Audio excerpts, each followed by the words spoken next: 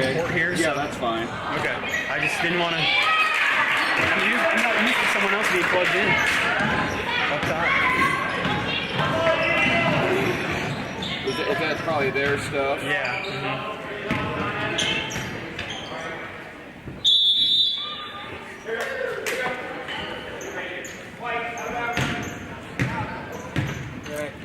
You're in.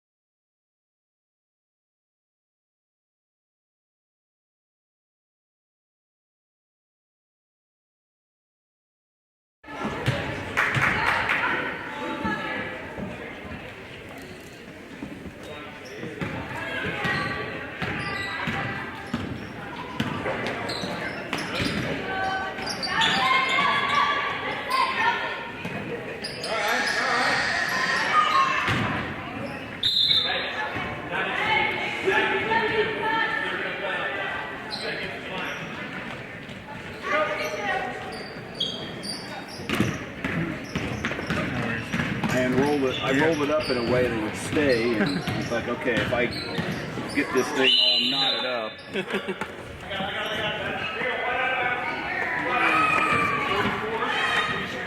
Yeah, I would bring it around, and it's got plenty of slack to it. Okay.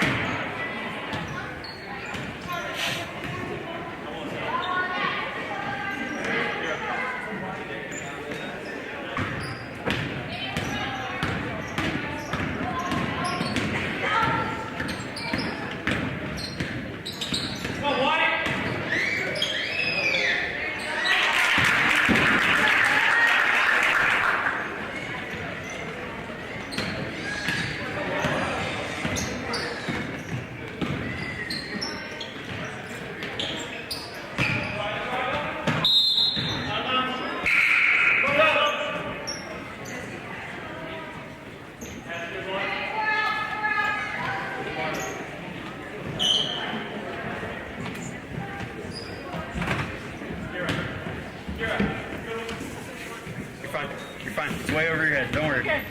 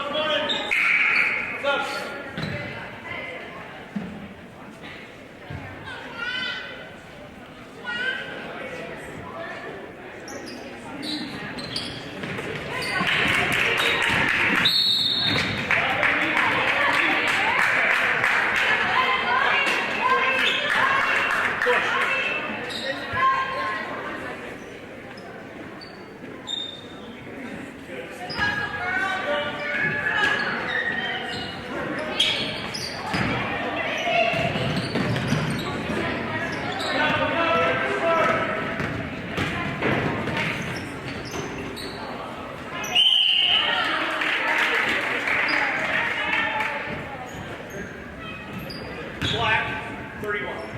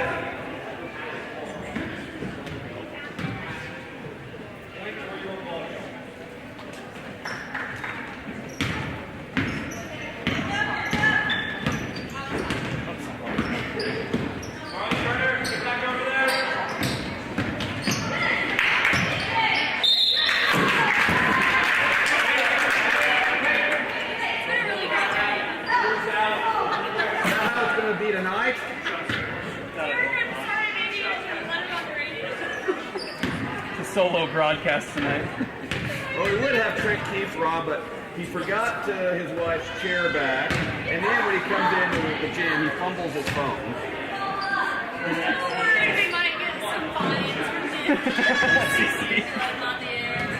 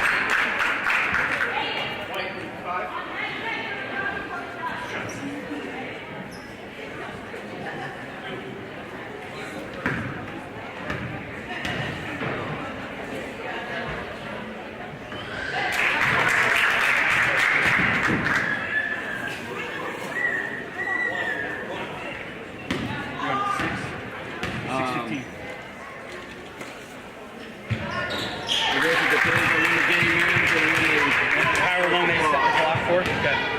Yeah, I know Paulson kind of stickler for 6:30 starts, but it's going to be, it might be before 6 before this game is over. Yeah. Does he wait that long? Yeah.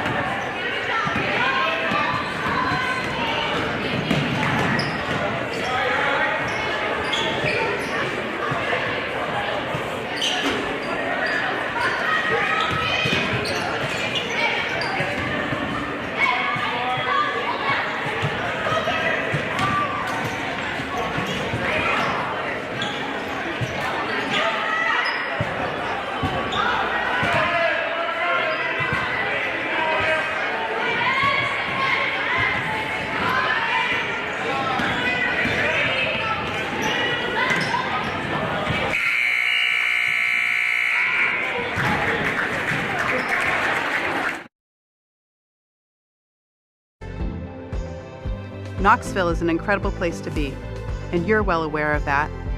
We are too. This is why we choose to live here, work here, raise our families here, and support this amazing community. Because what's important to you is important to us. We are Carrie Garcia, Matt Kissinger, And Adam Norris. and We choose Knoxville.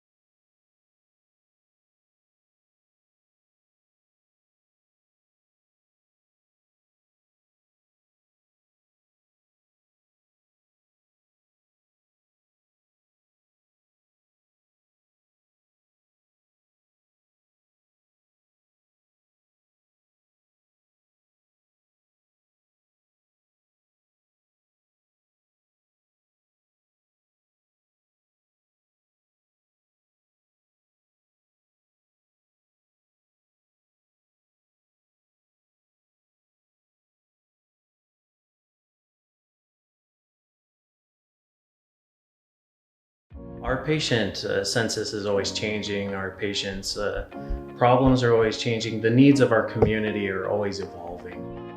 With that, there obviously needs to be improvements in our emergency department so we can meet those demands of our patients. Mobile apps. Naylor, backdoor, Kingery, slams it home on the backdoor cuts, and the Indians have their biggest lead of the night by 12. Here comes Noah Allen attacking, kicking, Miller for three, boom! Carl Miller, the driller, stretches Pella's lead to 46-38. Oh, tipped up, controlled, here comes JoJo Bice with 6 seconds, fast break, layup is good at the other end, Noah takes the lead. 52-50, Bice the steal, and runs it all the way down coast to coast. 52-50, Warriors back on top. We'll get you ready for tonight's contest with our keys to the game, starting lineups, colors of the game, and the game time temp. They've come out of the half firing. Agri looking for more for three. Yes! Emery Agri heating up with back-to-back trays. Here's Emma Duncan, catch and shoot three, splash down Emma Duncan. And there's a tip and a steal, Reagan Van Wyk. This is for the lead in transition. The layup is in, counted in one, and Reagan Van Wyk puts Pella back on top. Now let's head to the gym for all the exciting action of South Central Iowa high school basketball. I'm the one to count on for today's local sports, KNIA and KRLS.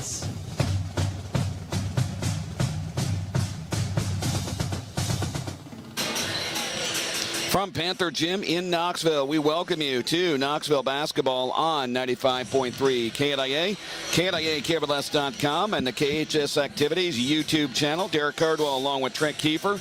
Tonight, Knoxville takes on Eddyville-Blanksburg, the Rockets and the Panthers. And for the girls, it is a huge game. A win by Knoxville would put a tie for second place between the Rockets and the Panthers, and would all but give Centerville a share of the South Central Conference title and really insert Knoxville into a possible South Central Conference title conversation.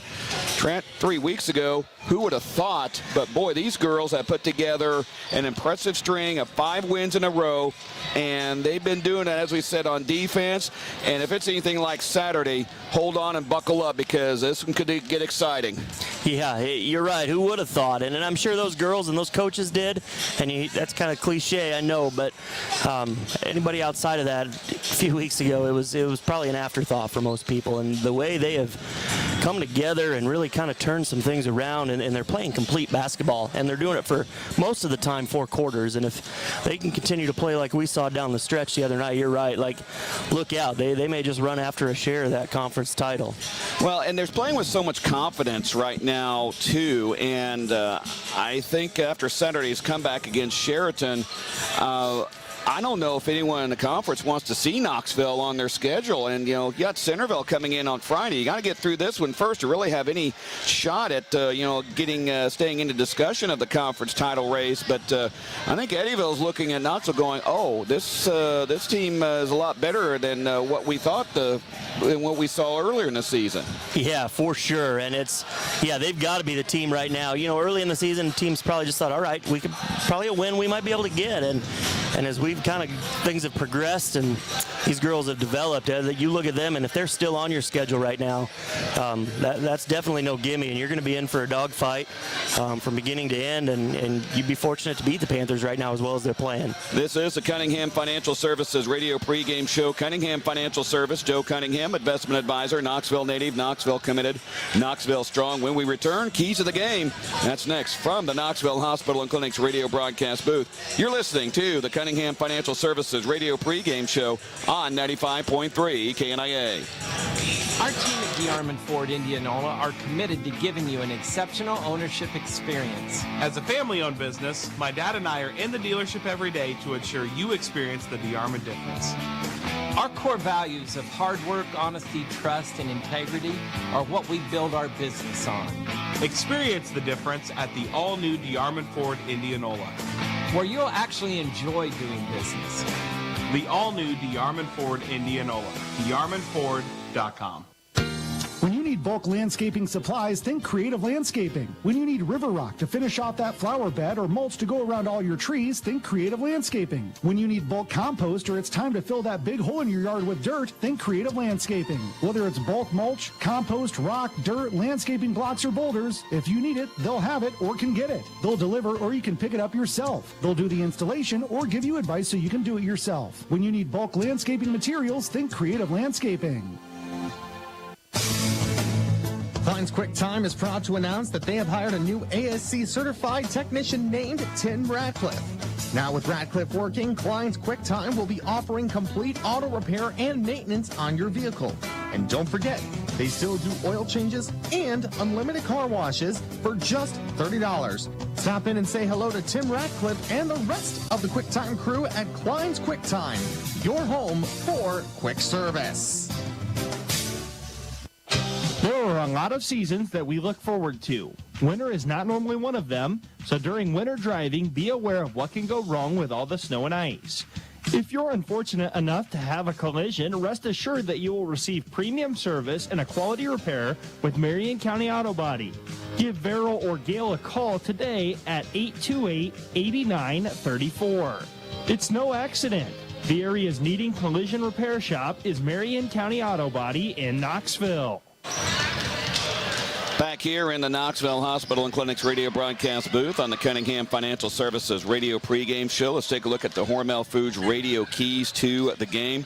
Trent, one key is Knoxville has to shoot better in this game against Eddyville than they did on January 6th. They only shot 22% from the field. Eddyville didn't shoot great, 39%, but it was good enough.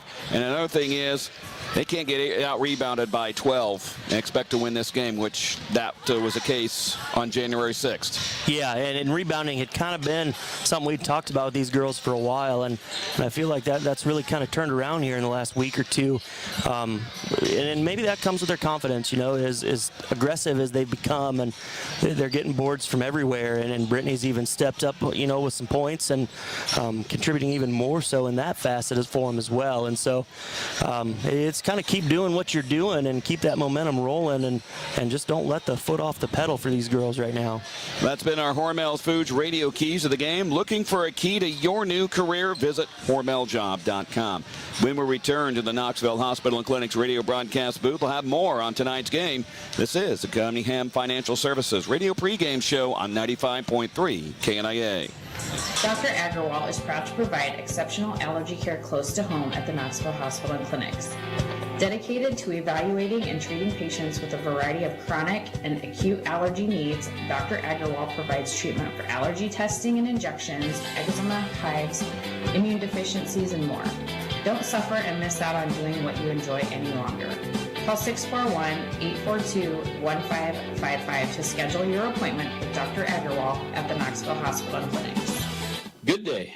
Like it or not, winter's on its way, and in its months of cold, snow, and ice, Knoxville Farm and Home can get you ready at home or on the job with a great selection of ice melt, sand tubes, gloves, shovels, and all that warm weather gear you need. Make this winter easier on yourself with a new Husqvarna snow thrower. We also feature Carhartt apparel in all sizes and styles that will make you and your family ready for winter has in store. Whether it's for farm or for home, Knoxville Farm and Home has got you covered. Farm and Home, what a farm store should be.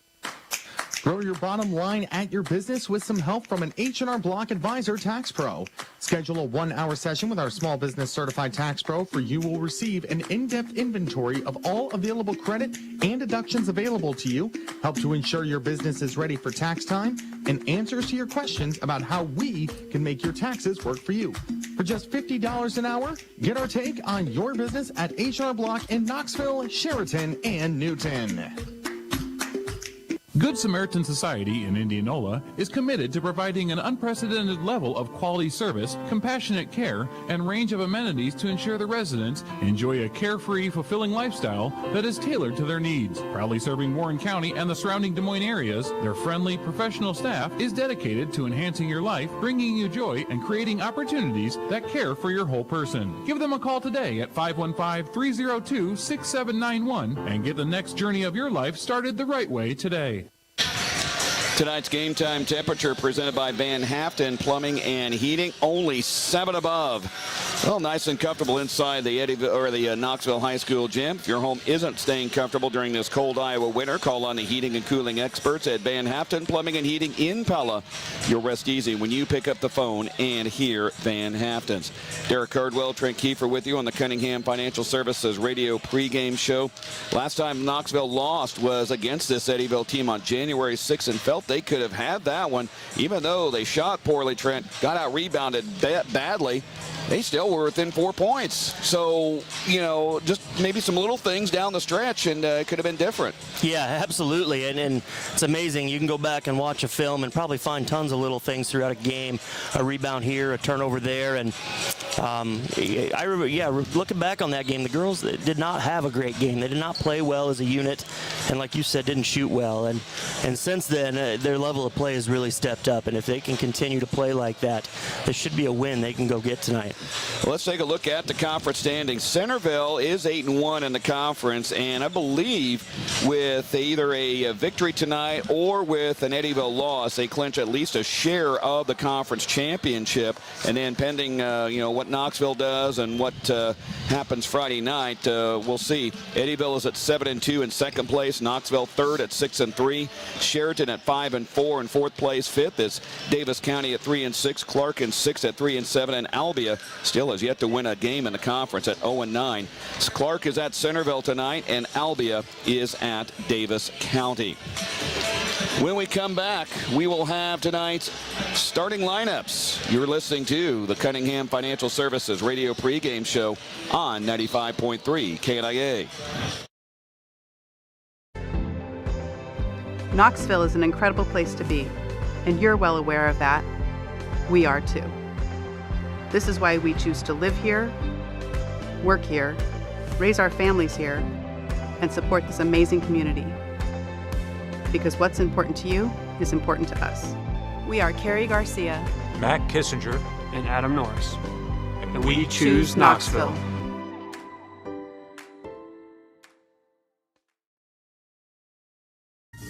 Hey Knoxville, People's Bank is now open and we want you to know. Community banking is back. I'm Bailey Nichols. I'm Jake Crozier. I'm Maggie Lovett. And I'm Emily Wallace. We're your new People's Bank crew. We are local, we are community focused, and we are here for you. Come see us at 413 East Main Street in Knoxville. Knoxville is our hometown. Want to find the complete facility with a total workout package? Join the Knoxville Recreation Center and take advantage of all our membership benefits. What other place in town can you swim, lift weights, take a fitness class, shoot baskets, relax in a sauna or hot tub? All this is under one roof. We're open 96 hours a week to meet your fitness, recreation, and wellness needs. Stop out and see us at 800 South Park Lane. You'll be glad you did. Get fit at the Knoxville Recreation Center. For the latest information on the Recreation Center, call 828-0580 or find us on Facebook at City of Knoxville, Iowa Parks and Recreation. Hormel Foods in Knoxville is hiring. They have openings on first, second, and third shift for positions including quality control, operations, and maintenance starting at $17.85 an hour. All 9 positions will receive the shift differential. Quality control and operations will receive a 50-cent an hour increase at 3 months and an additional 50-cent an hour increase at 6 months. Employees will be offered weekly pay up to $1,000, a free 2-year college tuition, compressive benefits, paid vacation, and a 401k. Apply today at HormelJobsKnoxville.com. Back here on the Cunningham Financial Services radio pregame show inside the Knoxville Hospital and Clinic's radio broadcast booth. Well, Saturday we had a very successful Panthers versus Cancer event, and as of Sunday, $46,000 were raised. That's coupled with the auction and the cancer relay, which raised a record over $25,000. Of course, Matt and Megan Richard will have a official total probably in a few weeks once everything is counted and probably a few expenses paid off and everything. But $46,000, that's not a bad haul for an event that has become widely known as one of the top ones around. That's fantastic to hear that total, and it's fantastic to have a community coupled with the Cherokee community come out and continue to support an event every single year. With the dollar amount is just astonishing. And just to let you know, Matt's mom beat me in the refurbished coffee cabinet. That's too bad. I put a bid in right about 15 minutes before the deadline, and she must have saw it come in and must have got in right under the horn there. But, all in good fun, and hope everyone who won an item is enjoying that. Well, let's take a look at tonight's starting lineups presented by Chasing Dreams Tattoos for the Eddyville-Blakesburg Rockets. 12-3 on the season, 7-2 in conference play. Tony Fenton is their coach. They'll go like this: Molly Schaefer, a 6-foot freshman; Whitney Klein, a 5'10 junior. She really had a good game against Knoxville in that game on January 6. 20 points, 6 rebounds, and 3 assists. Ava Eastlick, a 5'4 freshman. Also Sarah Scott, a 5'10 junior. And Aaliyah Wagaman, a 5'9 sophomore. She also had a pretty good game in that. 13 points, 8 rebounds, and 3 assists. For the Knoxville Panthers, under coach Matt Richard, 9-5 on the season, 6-3 in conference play. Brittany Baycorn, 5'9 sophomore. Larissa Wells, a 5'5 junior. Hannah Duncan, a 5'6 freshman. Charlie Heffron, we'll see if she needs her cape tonight and her Superwoman outfit, because she was outstanding in that fourth quarter Saturday night. And I think she played literally like she did not want to lose her final Panthers versus Cancer event. We'll see if that carries over to tonight. She's a 5'10 senior for the Panthers. Those are tonight's starting lineups presented by Chasing Dreams Tattoos. If you can think it, they can ink it. Tonight's colors of the game presented by Brookwood Incorporated. Eddyville dressed in black with gold trim. Knoxville virtually the opposite, white with black and gold trim. Tonight's colors of the game have been presented by Brookwood Incorporated, your premier Lennox dealer, serving Knoxville, Newton, Grinnell, and the surrounding communities. When we come back, it'll be time for basketball. This has been the Cunningham Financial Services radio pregame show. Cunningham Financial Service, Joe Cunningham, investment advisor, Knoxville native, Knoxville committed, Knoxville strong. The tip is next from the Knoxville Hospital and Clinics radio broadcast booth on KNIA. Hi, this is Derek Sparks with Hy-Vee. As you probably already know, the last year and a half has been incredibly difficult on all of our healthcare workers trying to keep us safe and healthy during the pandemic. I just wanted to take a moment to say thank you to our pharmacists, technicians, and support staff at the Hy-Vee pharmacies. And thank you as well to all of the healthcare workers in our local communities who have worked long hours to do what is necessary in these challenging times. Thank you from all of us at Hy-Vee. Whether you are actively looking for a new home or still in the dreaming stage, start your home search with IraRealty.com. Hi, this is Mike Pitt with Ira Realty Knoxville. Our website collects every MLS listing in the entire state of Iowa into one great website with current and accurate information. Don't rely on third-party websites that may not have up-to-date data. Start with IraRealty.com for all your home search needs. Drew and Jonathan Scott here to tell you that American Family Insurance is committed to protecting your dream home so that your family has a place to share laughs, celebrations, and milestones. Which is why their new homeowner discount rewards customers who have purchased a new home in the last 3 years with a discount on their homeowner's policy. American Family Insurance. Insure carefully, dream fearlessly. Contact Christy Tarr, agent at 641-673-8965 today. Discount and savings amounts and eligibility will vary. Some restrictions apply. American Family Mutual Insurance Company SI and its operating company, 6000 American Parkway, Madison, Wisconsin. Products not available in every state. Keeping your family comfortable does not have to be expensive. Keeping your home comfort system running at peak performance can save you hundreds of dollars each year.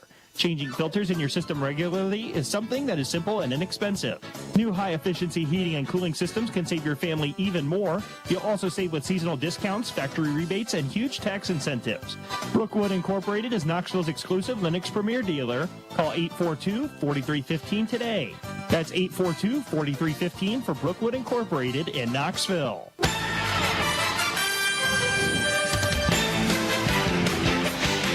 Tonight's opening tip presented by Dutch Mill Supply and Pella, your locally owned lumberyard and building material supplier. Knoxville and Eddyville set to do battle.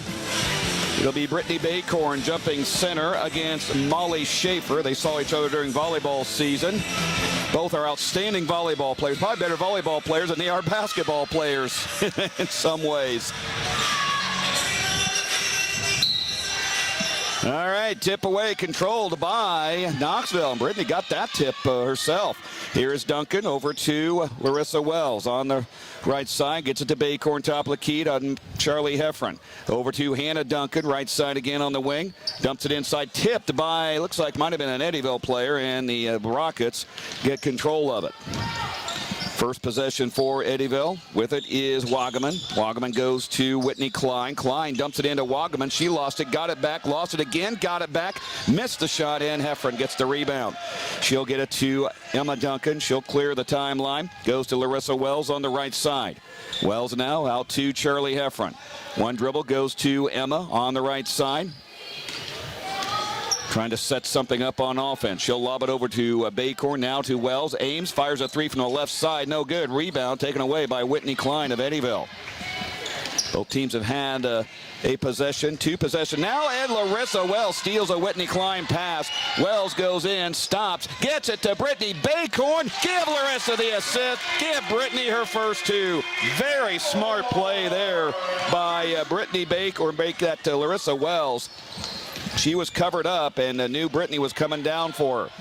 Here's Wagaman with it, up top to Klein. Whitney Klein now to Molly Schaefer on the right side. Schaefer goes to Eastlick. Ava Eastlick out on the wing. Drives inside, puts up the floater, and hits. Ava Eastlick ties the game with her first two of the game. 6:26 remaining. Both teams have now scored. It's two apiece. Here's Hannah Duncan on the right side. Goes to Brittany Baycorn near the baseline. Goes to the wing, now over to Charlie Heffron. She'll take a 19-footer, no good. Rebound off to the hands of Eastlick. Ava Eastlick running down. Now she'll curl it back out and start the offense. Hands off to Whitney Klein. Drives down the baseline, puts it up, and got it. A little late there by Knoxville at closing out, and Klein gets her first two. Here's Larissa on the other end. Gets it back to Brittany Baycorn in between the rings. Goes to Hannah Duncan. She'll aim and fire a three. Splice down, HD. Another three from Hannah. And she's got her first point. She is on the board and gives Knoxville a 5-4 lead. Here's Wagaman with the ball. Gets it in to Scott. Now back to Wagaman. She'll line up a 10-footer, no good. Rebound put back up by Scott, no good. Got her own rebound. Gets it to Wagaman. No good this time. Charlie Heffron controls it. Here's Larissa from Emma Duncan on the right side. Goes to Brittany Baycorn. Baycorn goes to Heffron on the right side. Now to Hannah Duncan on the baseline. Brings it back out on the wing. Goes to Emma now. Back over to Heffron. Charlie now works it around the perimeter. Goes to Larissa Wells. Wells now back to Emma. They're kind of working that right side. Here is Hannah on the left side. Now to Brittany, over to Emma. Emma drives in, puts up the floater. No good. Rebound. Brittany Baycorn had it knocked out of her grasp. Knoxville will control it on the inbound. 4:55 remaining. First quarter. 5-4 Knoxville. And Emma Duncan will trigger things in on the Panthers. Now here is Emma. Emma will line up a three. It is no good. Spun out as it kind of lipped around the rim. Whitney Klein has it. Getting it across the timeline. Met there by Brittany Baycorn. She'll go left, right with it. Near steal by Emma Duncan. Goes to Wagaman. Wagaman kind of in trouble. Starts to dribble towards the baseline left side. Now to Klein. Klein keeps it on the left side. Goes to Eastlick. A three is around and in. Ava Eastlick has her 5th point. 7-5 as teams are trading the lead back and forth early on. 2-3 zone by Eddyville. Larissa Wells drives in, sidesteps, gets fouled. Nice little sidestep. She is perfecting that. I'm telling you, she's getting better at that thing. Carissa has done a really nice job as the season's progressed. Just like you said there, Derek, recognizes a little bit of seam, and she's able to contort and twist that body and get herself squared back up to get a nice shot up on the rim. Larissa has struggled, as everybody has, at the free throw line, 47%. Emma Duncan leads the team at 60%. And to tell you how everybody in the conference is struggling, that 49% as a team is 3rd in the conference. Ooh. I think Eddyville is the top team in the conference as Larissa misses both free throws, and Brittany Baycorn causes a tie-up with her and Sarah Scott. Eddyville will keep the ball.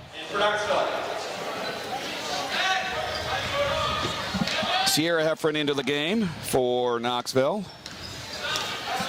And also Anna Butel comes in for the Panthers. Here's Molly Schaefer driving in and stolen right away by Emma Duncan. Duncan and Baycorn have a 2-on-1. She'll go to Baycorn, back to Emma. What ball movement, and she scores. Brittany gets an assist. Emma her first 2. That was beautiful to watch. Here is Eastlick on the right or left side, missed the shot, rebound to Wagaman, knocked away from her, gets it back, goes to Molly Schaefer, make that Whitney Klein a 3, rebound to Sierra Heffron. She'll clear to Emma Duncan. Emma down court to Anna Butel. Butel right side with it. She'll fire it inside and took it away by Eastlick. Eastlick down court will lay it up and score. Ava Eastlick right now is Eddyville's big scorer with 7 of the Rockets' 9 points. Butel has it now on the right side. Over to Baycorn. Left side's a 2. Hannah Duncan and travel. Quick step, a little too quick there. Kate Schaefer, 6-foot freshman, into the game for Eddyville. It's amazing how this team, year after year, can have so much size. Never fails, does it? Eastlick goes to Wagaman on the left side, inside to Klein. Now back out to Schaefer. She'll put up a baseliner, no good. And that's going to be a foul on Schaefer. She climbed the back of Emma Duncan. So Schaefer will get her first foul, team's second, with 2:54 remaining in the first quarter. In case you missed it, presented by the Knoxville Hospital and Clinics. Both teams starting out trading baskets. 9-7 Eddyville with 2:51 remaining in the first. That was in case you missed it, presented by the Knoxville Hospital and Clinics.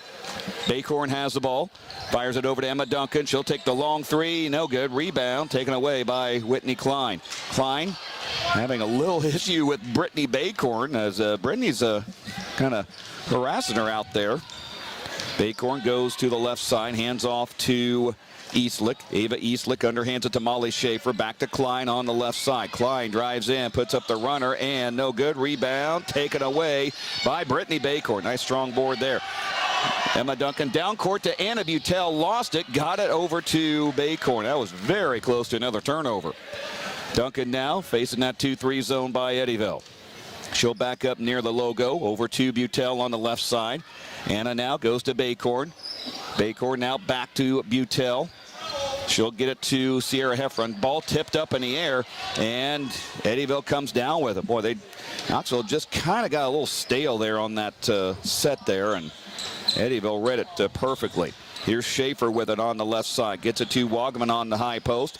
Wagaman back to Schaefer. Schaefer baseline, now gets it out to Whitney Klein. Klein drives into the lane from top of the key, goes to Schaefer under the basket, lost it, got it back. No double dribble. She actually lost possession, they say. Over to Aaliyah Wagaman, lays it up and in. Aaliyah Wagaman has her first 2, 11-7. Eddyville with the lead. Now here is Butel. She'll get it out to Hannah Duncan. Back to Butel. Anna, open 3 is good. Splashdown goes Anna Butel. That was about 21 feet out. And she cans it to kick Knoxville to within 1. 11-10 Eddyville with 56 seconds remaining in the first quarter. Here is a ball poked out of bounds. Baycorn stepped into the passing lane in front of Whitney Klein and knocked it into the KHS padding. Anna Anderson is in the lineup now. Larissa Wells back into the lineup for the Panthers. As Baycorn will get a rest for the final 54 seconds and the timeout in between quarters. Klein triggers in, gets it to Eastlick. Open 3, high-arching shot that missed everything, and it falls into the lap of Anna Anderson. She'll clear it to Emma Duncan, crosses the logo over to Larissa, and Eastlick comes over and smacks it away. Nice catch over there by Addie Duncan. right there on the front row, too. Here is Larissa Wells. Of course, Addie is the younger sister of both Emma and Hannah. Now here, Butel threw it away again. Eastlick comes up with a down court to Molly Schaefer. She'll lay it up and score. That's her first 2, making it 13-10 Eddyville. 25 seconds remaining. And Emma Duncan will stop in the center jump circle, goes over to Larissa Wells. Looks like Knoxville's going to drain it for the final shot of the quarter. Larissa gets it back to Emma, and Coach Richard shouted out a play. Goes over to Larissa now on the right side, puts it up. Oh, she got it knocked away from her. Molly Schaefer comes down with it. Schaefer will launch from 3, and it's no good. Larissa hit the deck, and her and an Eddyville player kind of got tied up. End of the first quarter, Eddyville-Blakesburg 13 and Knoxville 10. You're listening to Knoxville Basketball from the Knoxville Hospital and Clinic's radio broadcast booth on KNIA. Even a mild winter can take a toll on your roof. Between the freeze and the thaw, you may need new shingles. Certainly, if you're going to get new shingles, you're going to get CertainTeed shingles from Dutch Mill Supply in Pella. CertainTeed Roofing offers a wide array of residential roofing shingle options. Dutch Mill Supply, located in Pella, is your only locally owned, one-stop, full-service lumberyard and building material supplier. My name is Joshua Payne. My staff and I are here daily for professional service from the guy next door. Our product line is diverse, and we'll get you what you need quickly and at a competitive price. Hi, I'm Robert Poppy, Ag Lender at Marion County Bank. We salute the farmers and their families in Marion and surrounding counties. We know that for today's farmers to be successful, it takes more than just hard work and dedication. It takes a commitment. Marion County Bank, we're committed to our area farmers' success too. As our area's leading ag bank, we invite you to visit with one of our ag loan officers at our Pella or Knoxville office for all of your ag lending needs, concerns, and opportunities. We have the experience and expertise to help with your farming operation. Marion County Bank, serving you, building community. Member FDIC. Second 8 minutes underway, 13-10. Eddyville-Blakesburg over Knoxville. And a steal right at the top of the quarter. Eddyville's coming up with these steals. Here is ball inside to Ruth Gutch, and she scores. 15-10 is the score now. Now, here is Larissa Wells with it. Wells goes to Hannah Duncan. Hannah looks around, throws it over to Charlie Heffron in the corner to Baycorn. She's double teamed, and she gets hammered before she goes up for the shot. That's going to go on Whitney Klein, her first, team's second, or third. And Baycorn to trigger it in under her own basket. Lobs it out to Larissa Wells on the right side. Wells goes to Emma Duncan, back to Wells, top of the key, back to Hannah, or make that Emma, puts up the shot, no good, and Molly Schaefer gets the board, clears it to Whitney Klein. Klein going to the left side, rolls it out to Eastlick, now to Gutch. Gutch towards the baseline, nearly lost, and it is picked up by Brittany Baycorn. She'll clear it to Emma Duncan, and Knoxville will control. Here is Larissa Wells. Wells works it around the perimeter to Emma on the left side. Gets it inside to Brittany Baycorn. Wide open. Can't get the shot to go. Got her own rebound. Out to Larissa. Larissa fakes the three. Now gets it to Emma, and she'll work it around. Goes to Charlie Heffron. Has an opening, and it's knocked away from her. Save to Larissa Wells. Puts up the shot, and no good. But she goes for the line for two. That's a couple of miracle saves there almost by Knoxville.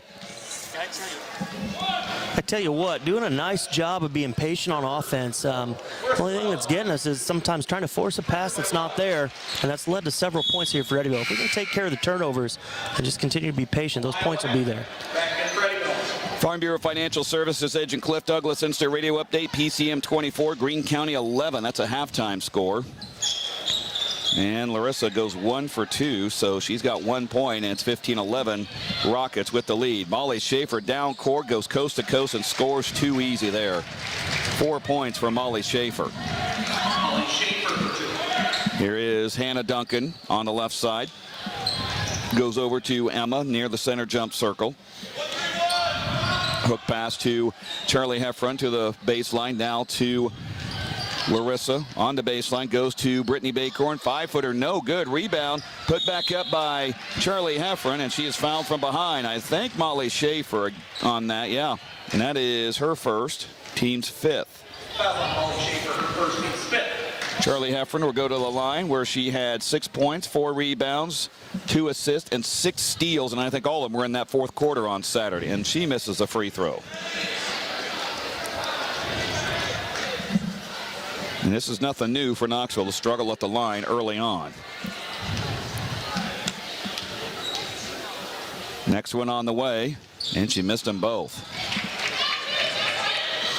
Down court, here's Whitney Klein. Underhands to Schaefer and scores. Boy, they are getting way too easy transition, and Coach Matt Richard wants to talk about it. DeArmond Automotive timeout as Klein hits her 4th point. Full timeout with 5:52 remaining in the first half. 19-11.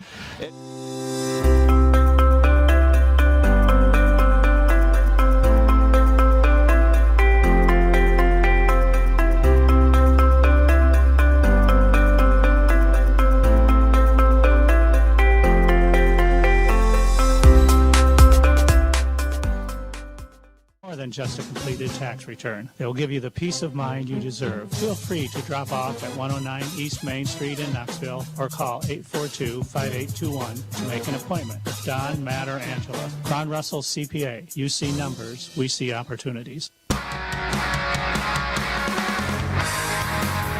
Back here at Knoxville's high school, Knoxville Hospital and Clinic's radio broadcast booth. A couple of other Farm Bureau Financial Services, Edgecliff, Douglas Instant radio updates. It is at the half, Indianola 35, Pella Christian 16. Not a big surprise there. And Pella leads Norwalk after 1 quarter play, 17-13. 6 ties or lead changes already in that game. Wow. That might be a pretty good one. 5:48 remaining here in the first quarter. 19-11, Eddyville-Blakesburg over Knoxville. Braycorn with the ball. Over to Larissa Wells on the right side. Back to Emma. Emma into the lane now. Puts up the shot way short. Rebound to Eddyville. Now here's Kate Schaefer now. Schaefer goes to Molly Schaefer. Those two are twins, and they are just about equal in size as well. Now here's Klein with it. Out to Kate Schaefer. Over to Wagaman. Around to Eastlick. Eastlick now on the right side to Molly Schaefer. Over to Klein once again. Dumps it inside to Wagaman. Wagaman turns, shoots, and got it. Aaliyah Wagaman, her 4th point, and it's now 21-11. Rockets are really controlling this game. Wells has it now for Knoxville. Over to Baycorn in the corner. Brittany pulls up from 10. No good. Boy, Knoxville's shooting is all of a sudden turned a little chilly. Here's Eastlick with the ball on the left side. Goes to Kate Schaefer. Schaefer to Wagaman. No good. Rebound. Fought for. And it's a tie-up. It will go to, it'll be Eddyville's possession.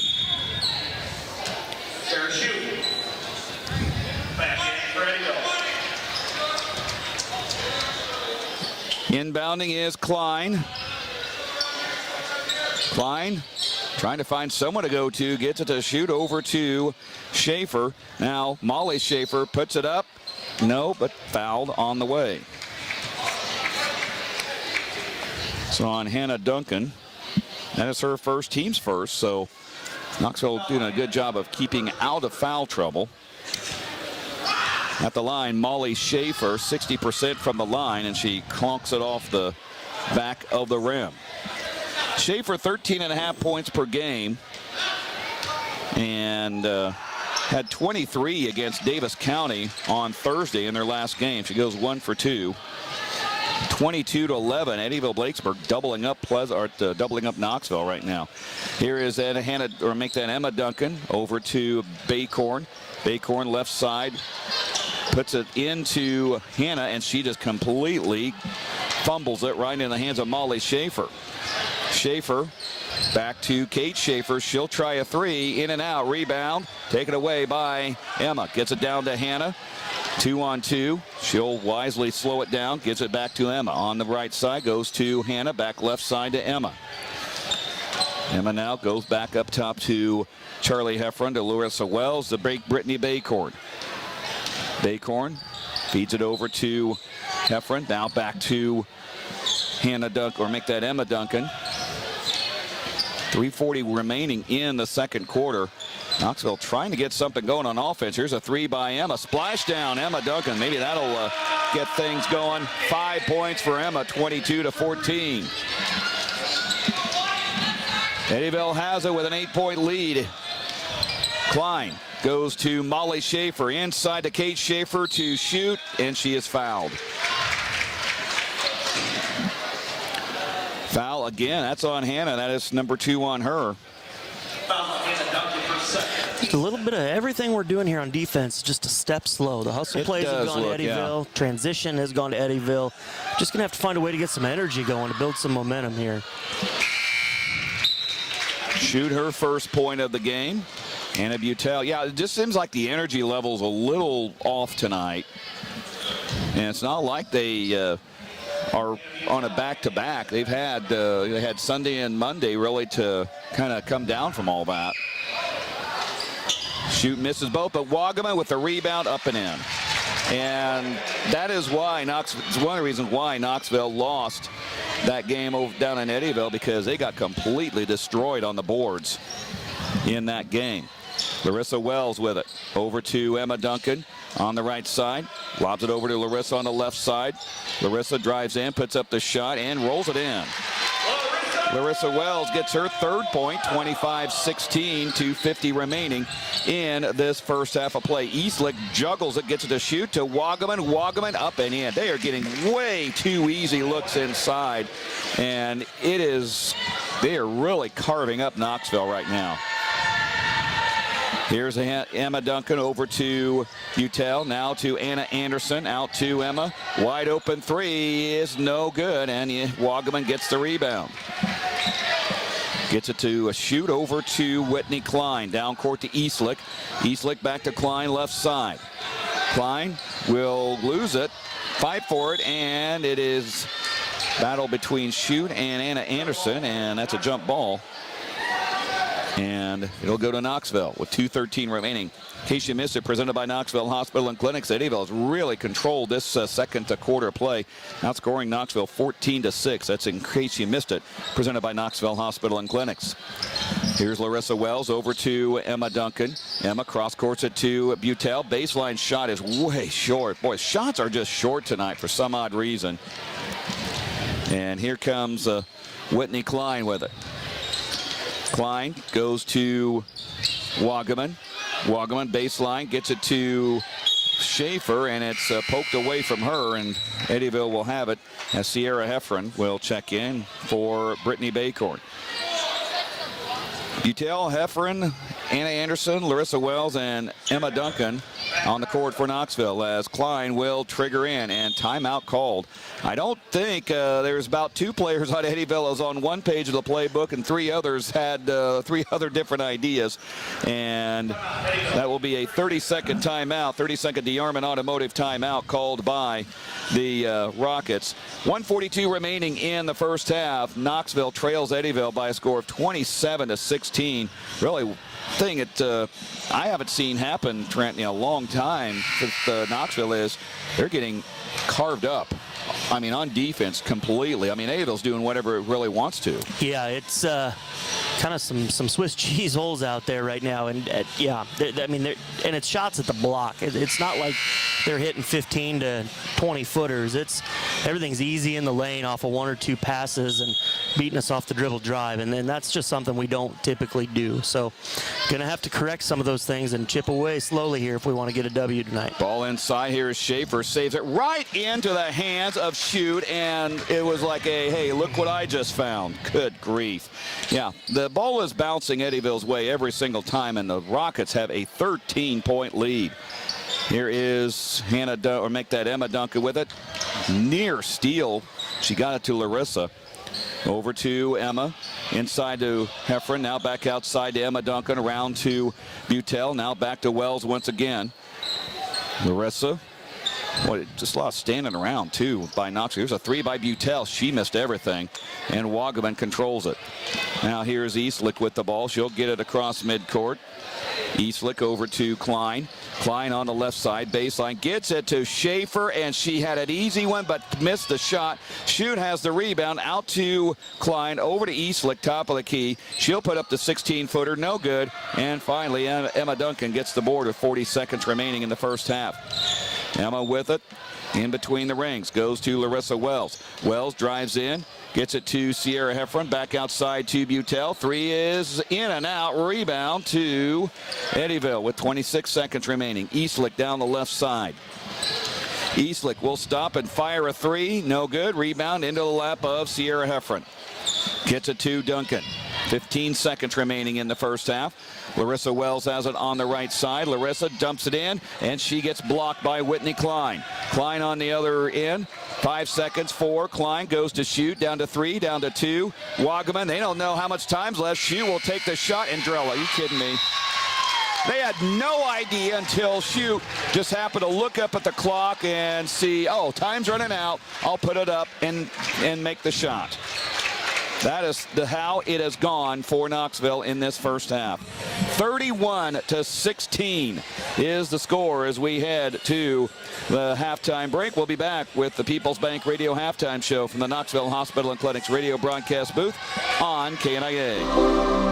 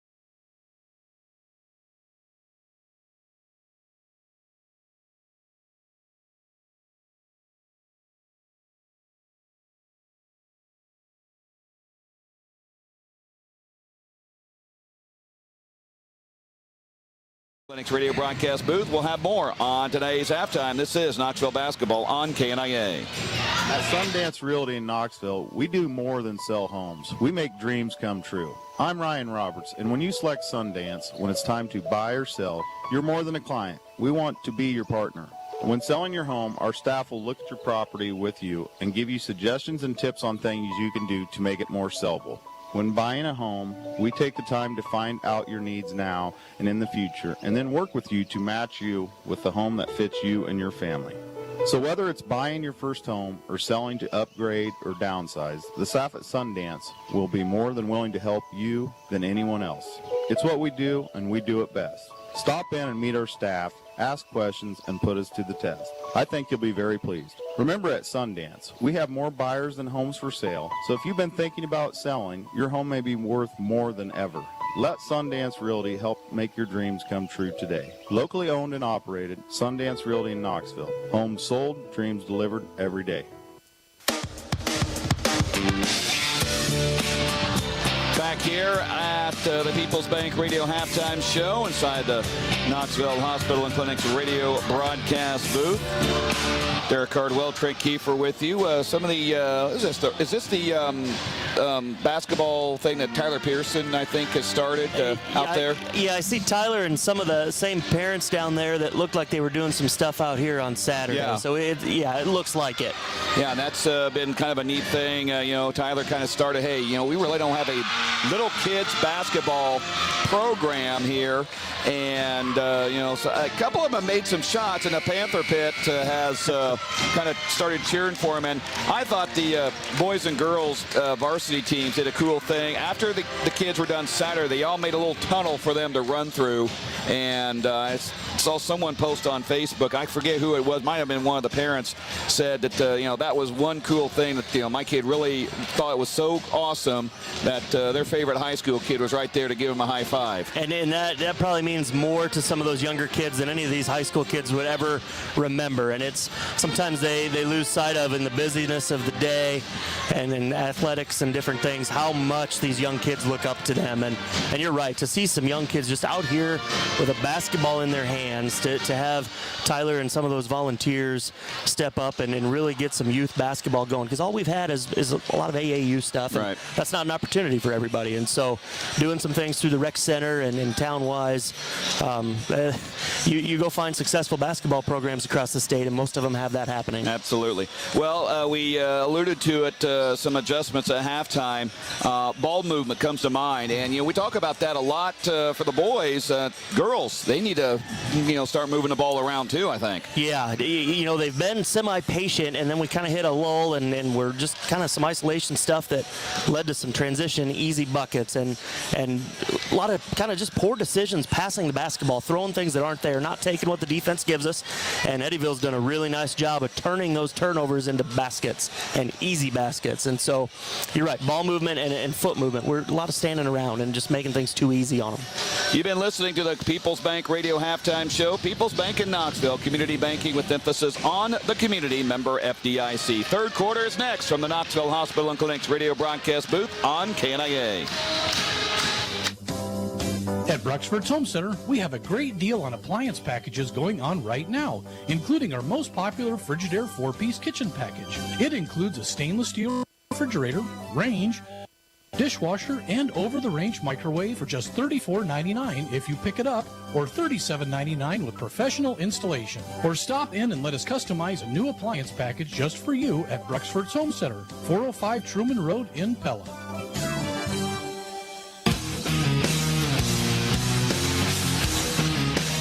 Back here at Knoxville High School inside the Knoxville Hospital and Clinics radio broadcast booth. Also last night at the Knoxville School Board meeting, and we'll have him on this Saturday for a special Coach's Corner. New football coach at Knoxville, Matt Duncan. Congratulations to Matt. And he says, yeah, job one, get the culture to the way we want it and get guys to actually come out and play football.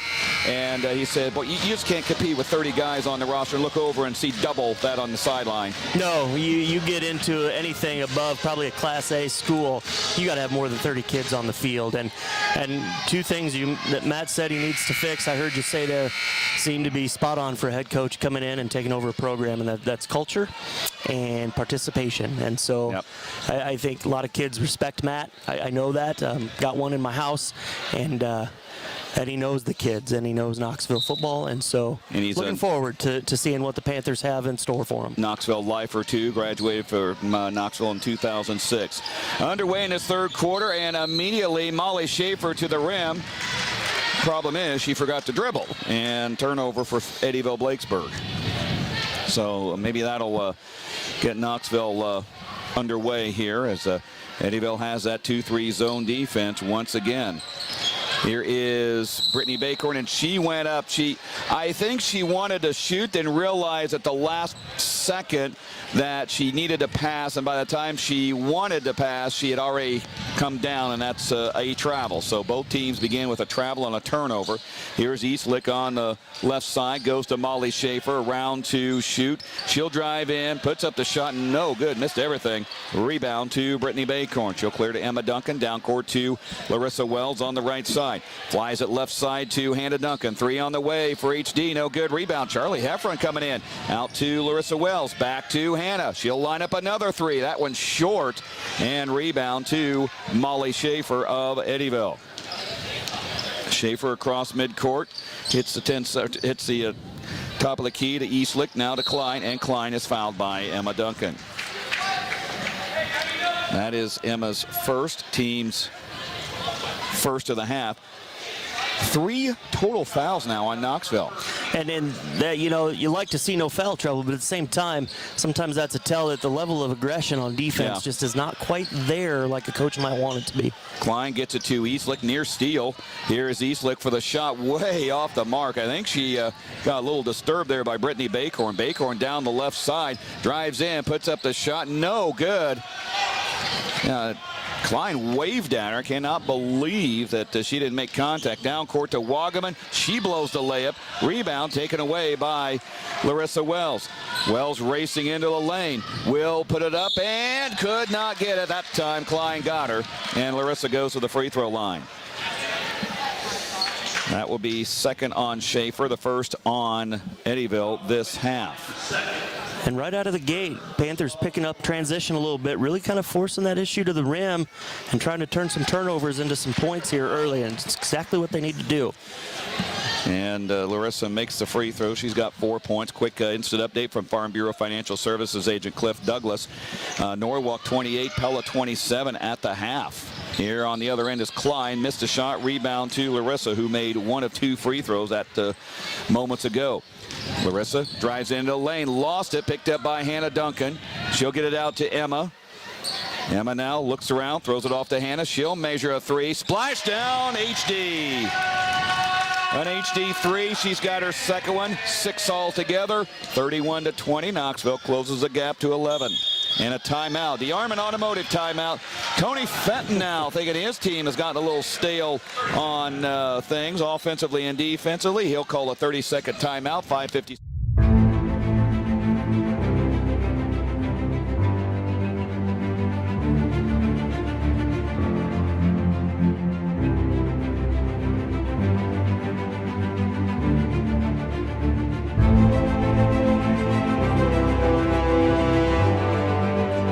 Absolutely, and doing it, starting with just like they always have on the defensive end of the floor and letting that fuel the offense, making shots a little more difficult for Eddyville, and they haven't made them, and then creating some steals, some turnovers, and putting buckets in on the other end.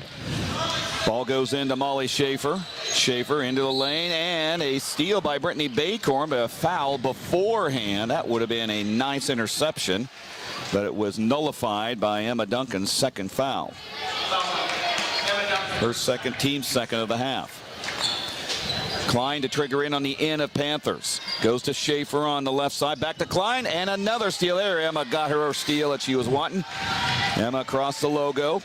Approaches top of the key. Goes to Hannah. Back to Emma. Inside. Puts up one from 14. Swish. Emma Duncan has 7, and it's down to a 9-point lead for Eddyville, 31-22 with 5:34 remaining in the third quarter of play. Ava Eastlick has it over to Whitney Klein, dumps it inside to Wagaman. Wagaman takes it back outside to Klein on the right side. Over to Schaefer, puts it up, missed everything. Rebound, and that's going to be a foul on Eddyville. Foul went on Shoot. That is her first, team second. So Knoxville can draw even closer here with 5:17 remaining in the third quarter. Larissa Wells has it to Baycorn, a 3, no good. Rebound to Whitney Klein. Klein has it. They'll start the offense. Whitney Klein dumps it to Wagaman. Wagaman to the baseline. Now out to Klein once again. Inside to Wagaman. Knocked away. And it's picked up by Klein. I think Charlie might have got a hand on that one. Now here's Wagaman over to Klein.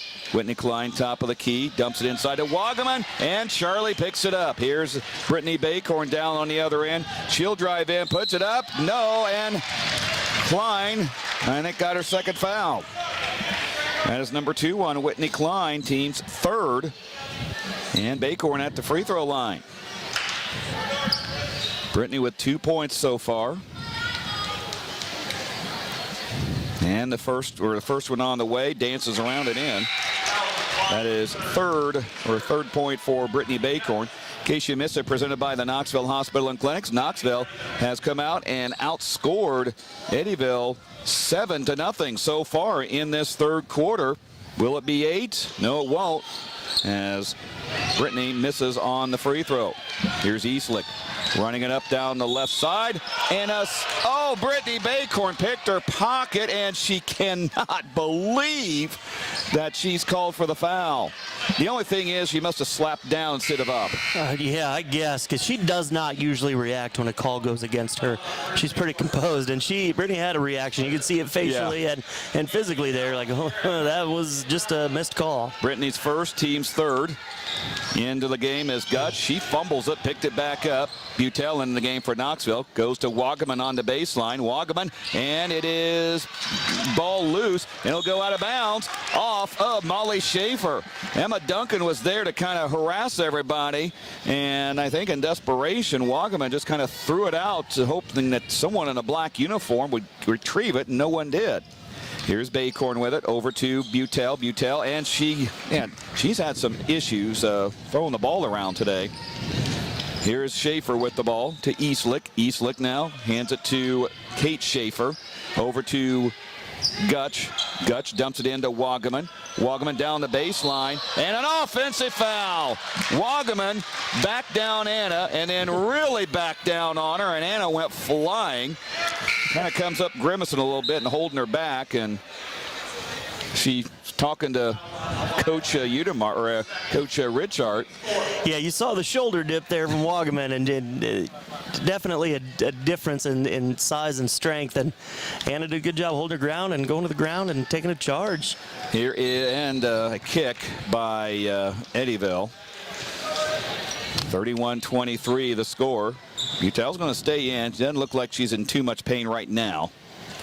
Now here is Emma Duncan in between the rings. Goes to Baycorn. Around to Hannah Duncan. Open three. Banks it in. The Bank of Knoxville. Open for after hours hometown deposits. Eastlick with it.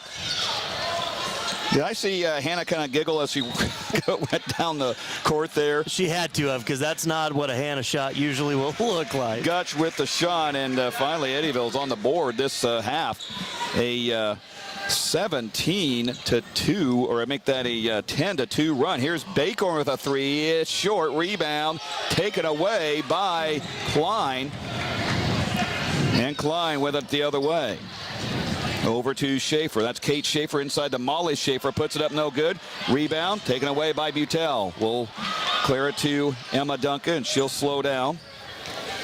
Approaches top of the key. Goes to Baycorn. Around to Butel. Three is on the way. It is no good. Rebound, Brittany Baycorn. What a nice rebound that was to Butel. Anna now back over to Emma. Around to Hannah Duncan. She'll take another three. She's in a zone. Splash down. Goes HD. Another HD three. She's got 12, and the Panthers are within 4. Now here's Eastlick inside to Klein. Whitney Klein to the baseline. She's double teamed and literally yanks it away by Hannah Duncan.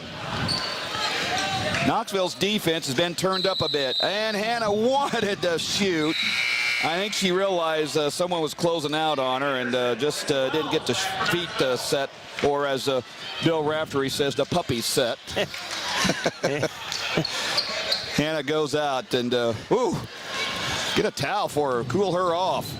Well, don't get the towel. Keep her don't hot. cool. Yeah, keep her warm. Hannah Anderson in the game. Here is Kate Schaefer out to Molly Schaefer. Up top to Whitney Klein, a three. She got it. It was wide open for her 7th point, 36-29. Lead back up to 7. Now Emma Duncan goes over to Sierra Heffron. Back to Anna Butel, baseline on the right side. Butel dribbles out to Larissa Wells. Wells will go to Sierra Heffron to Wells. Wells to the baseline to Anna. 3 on the way. Splash down. Anna Butel. 6 for Anna. A game of horses breaking out in the team in white now. Here's Gutch with the ball. Gutch to Klein. Klein, a long 3 is good. My goodness. Yeah, maybe a game of horse between Klein and the entire Knoxville team. 39-32. You got to get out on her because she can shoot to 3. Here is Sierra Heffron in the corner. Over to Emma Duncan. Now out to Butel. Another 3. And she missed that rebound to Sierra Heffron. And she gets fouled by Gutch. That's her 2nd, team's 5th of the half. 57.4 seconds remaining. In case you missed it, presented by the Knoxville Hospital and Clinic. Both teams have lit a fire under each other. 39-32 is the score, with Knoxville doubling their points now at halftime in this quarter. And an inbound is stolen by Eastlick. Eastlick across midcourt, 52 seconds remaining. Top of the key goes to Kate Schaefer. Schaefer now, the Wagaman, back to Klein. She'll take another open 3, short that time. Rebound to Schaefer, out to Eastlick. She'll take the 3, and no good. Rebound to Anna Anderson, and they will call a tie-up. It'll belong to Knoxville. Here comes Hannah Duncan, Brittany Baycorn, and Charlie Heffron back into the game for Knoxville. 34.3 seconds remaining in the 3rd quarter. 39-32, Eddyville with the lead over Knoxville. And Emma Duncan will pick it up at half court. Over to Baycorn. Baycorn out to Larissa Wells. Lines up a 3. Try that short. Rebound to Kate Schaefer. Schaefer dribbling and poked away by Brittany Baycorn to Emma Duncan. Emma has a 1-on-2. She'll stop and pop a 10-footer. That's good. Emma Duncan with 9. And it's 39-34. Here's Klein with 12 seconds remaining in the 3rd. Schaefer has it to Molly Schaefer now. To Wagaman, puts it up from 15, no good. Rebound to Kate Schaefer, out to Eastlick, and she gets called for traveling with 2.4 seconds remaining. Knoxville will have to go the entire length of the court in 2.4 seconds. And Brittany Baycorn to trigger it in. Baycorn looks, and they'll throw it away. Eddyville was really guarding that inbound, and no one really came over to get the ball. And with 2.4 seconds, the odds of you getting off a good shot probably are very slim. Yeah, but rather than try to force something there, get the ball in, expire the 3rd quarter, and go to the 4th quarter down 5. Now we give Eddyville a chance. To Kate Schaefer. Kate Schaefer back to Klein. Good. And Anna Butel blocks her 3-point attempt. 39-34. Knoxville making up some ground here on Eddyville-Blakesburg in the 3rd quarter of play. We're back after this. You're listening to Knoxville Basketball on the Knoxville Hospital and Clinic's radio broadcast booth on KNIA. At Bruxford's Home Center, we have a great deal on appliance packages going on right now, including our most popular Frigidaire 4-piece kitchen package. It includes a stainless steel refrigerator, range, dishwasher, and over-the-range microwave for just $34.99 if you pick it up, or $37.99 with professional installation. Or stop in and let us customize a new appliance package just for you at Bruxford's Home Center, 405 Truman Road in Pella. Hey guys, you looking for that new look? So walk, jog, or run in to see Paige at the Knoxville Barber Shop. Open Tuesday through Saturday, 9 to 5 with no appointment needed. Paige can set you up with a basic haircut, to fade, or the classic military cut. If your beard needs a trim, well, Paige can do that too. Knoxville Barber Shop, located in downtown Knoxville. Ready to start the final 8 minutes of play. 39-34. Knoxville trailing Eddyville-Blakesburg as we start the fourth quarter. And Eddyville turns it over, threw it away, out of bounds. Molly Schaefer tried to go to Whitney Klein, and both of them kind of looked at each other in a kind of quizzical fashion as they walked down the court. Here's Baycorn with the ball. Brittany works it around the perimeter to Hannah Duncan, over to Larissa Wells. Wells, one dribble, puts out. I don't know what she was trying to do. Probably trying to get a foul, and nothing was called. Here's Molly Schaefer on the other end, and a blocking foul called on Hannah. And that will be 3 on her. Larissa just kind of threw the ball up and around, and maybe got caught in trying to go up for a shot and changed her mind right at the last second. Yeah, it's almost, she kind of penetrated and took off from about 15 feet away from the basket. Looked like maybe she was going to go for the runner. That closed down fast, and she was just kind of in nowhereville there. Schaefer misses on the free throw. And she did hit the first one. And here is Emma Duncan. Goes over to Hannah on the baseline, left side. Back to Larissa Wells. Larissa goes to Emma in between the circles. Just underway in this fourth quarter of play. Knoxville will make that Emma Duncan runner is no good in the lane. They left her wide open too. Here's Klein with it across the timeline. Down court to Molly Schaefer inside to Wagaman. Wagaman right down the lane and scores easily. Aaliyah Wagaman hit her 10-point, and Eddyville back up by 8. Now Larissa Wells over to Emma Duncan, around to Brittany Baycorn, drives the baseline. Now to Emma once again, 3 on the way, and wouldn't have counted anyway, got called for traveling.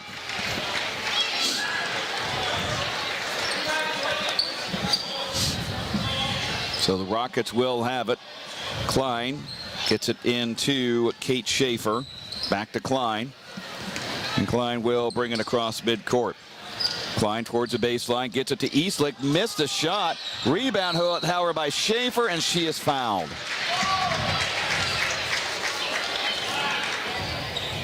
And that is on Larissa Wells. That is her first, team's 5th. Foul's on Brittany Baycorn, her second. Or Baycorn. How? I swear he was signaling in 11. I wish they'd go back to the old school where they did it with one hand. One at a time. That was ridiculous. There was never a question at that point. Yeah. Here is Emma Duncan. Down court to Larissa Wells. Stops, lays it up, and scores. Larissa Wells has her 6th point. 43-36. And Whitney Klein has it. Klein knocked away from her. Oh, my goodness, a foul on Emma Duncan. That was a late call. That ball had been poked away, and Anna was picking it up before he decided to blow his whistle there. That's 3 on Emma. And team 6th. Klein to throw in. Does to Wagaman. Aaliyah Wagaman back to Klein. Out to Kate Schaefer around the Molly Schaefer on the baseline. Puts a shot up. No good. Rebound to Wagaman. Back up and in. Again, the rebounding is really what's hurting Knoxville tonight. 45-36. Here is Baycorn to Larissa Wells. Wells now to Duncan, over to Charlie Heffron. 3 is no good. Rebound into the lap of Molly Schaefer. Schaefer underhands it to Eastlick. Eastlick now to Klein. Dumps it inside to Wagaman. Turnaround shot. That is a travel. 5:41 remaining in the game, 45-36. Eddyville has the lead over Knoxville. In case you missed it, presented by the Knoxville Hospital and Clinics. Panthers got down big at halftime, fought back to within 5 heading into the fourth quarter, but Eddyville has gotten it back up to 9. That was in case you missed it, presented by the Knoxville Hospital and Clinics. Here's Anna Butel, and she gets smacked out of bounds by Whitney Klein. Shoot back into the contest, and Baycorn to trigger it in. And then it's swatted out of bounds by Eastlick.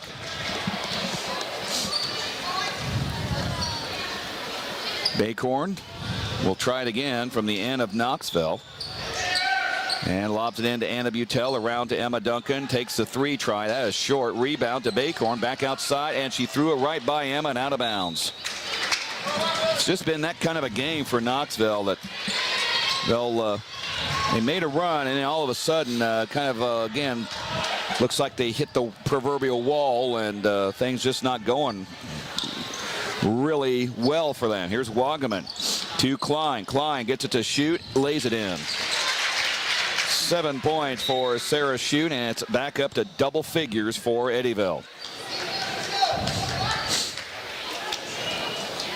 Now Baycorn to trigger in, does to Emma Duncan. She'll let it bounce. That's saving time, so smart move there by Emma. And Duncan will go over to Hannah. Back over to Emma. Round to Anna Butel, takes the 3 try, and in and out, rebound, ping pongs around. And I think Wagaman's going to get nailed for a foul. That will be her 3rd, team 6th. Duncan on the O of Knoxville. Gets it out to Baycorn, over to Hannah Duncan, around to Heffron, now to Emma Duncan, to Anna Butel. Butel to the baseline. The 8-footer is no good. Rebound taken away by Wagaman. Down court to Eastlick. Eastlick now across midcourt. Over to Klein. Dumps it to Wagaman. Over to Molly Schaefer. Now to Eastlick again. Inside to shoot. Puts it up and couldn't get it. Rebound taken away by Emma Duncan. And she got handcuffed by, I believe, Wagaman. That is Wagaman's 4th. And the team's 7th, so free throws coming up for Knoxville the rest of the way with 4:42 remaining in the game. Kate Schaefer into the contest. Emma Duncan at the line, where they are 2 for 4 in this half. First one on the way, she got it. It's 10 for Emma Duncan. She's the 2nd Panther in double figures, along with her sister Hannah, who has 12, all on 3s. And here's the second one by Emma, and no good on that one. Here's Molly Schaefer down to Whitney Klein. Klein across the perimeter, puts it up and in. Whitney Klein, 12. She's a junior, so she'll be back next year for Eddyville. Great. And the Armin Automotive timeout called by Matt Richard. 4:26 remaining in this game. 49-37, Eddyville with the lead over Knoxville. This is Knoxville basketball from the Knoxville Hospital and Clinics radio broadcast booth on KNIA. Are you a saver or a spender? Either way, we've got you covered at Community First Credit Union with 2 great reward checking options. Say goodbye to points and hello to cash. Our checking accounts are about money in your pocket, not points you'll never use. Simply meet monthly qualifications to get your rewards and unlimited nationwide ATM fee refunds. And no matter what happens, there is no monthly fee or minimum balance requirements. See for yourself what See First can do for you. Rules and qualifications apply. Federally insured by the NCUA.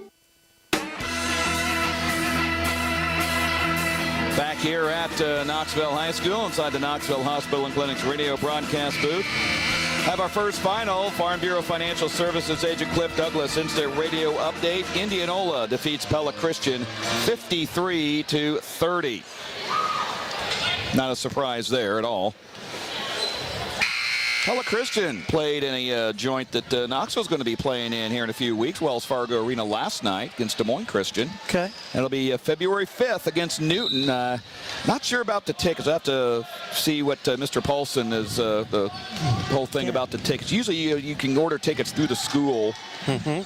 Here is Hannah Duncan, catch and shoot three, in and out. Boy, that caught the rim and just refused to drop.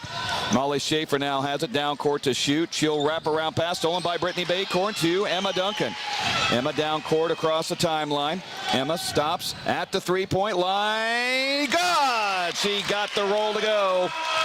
That is her 13th point. The Duncan sisters have 25 of Knoxville's 40. Here is Klein now with it. 49-40. Klein gets it tipped out to Eastlick.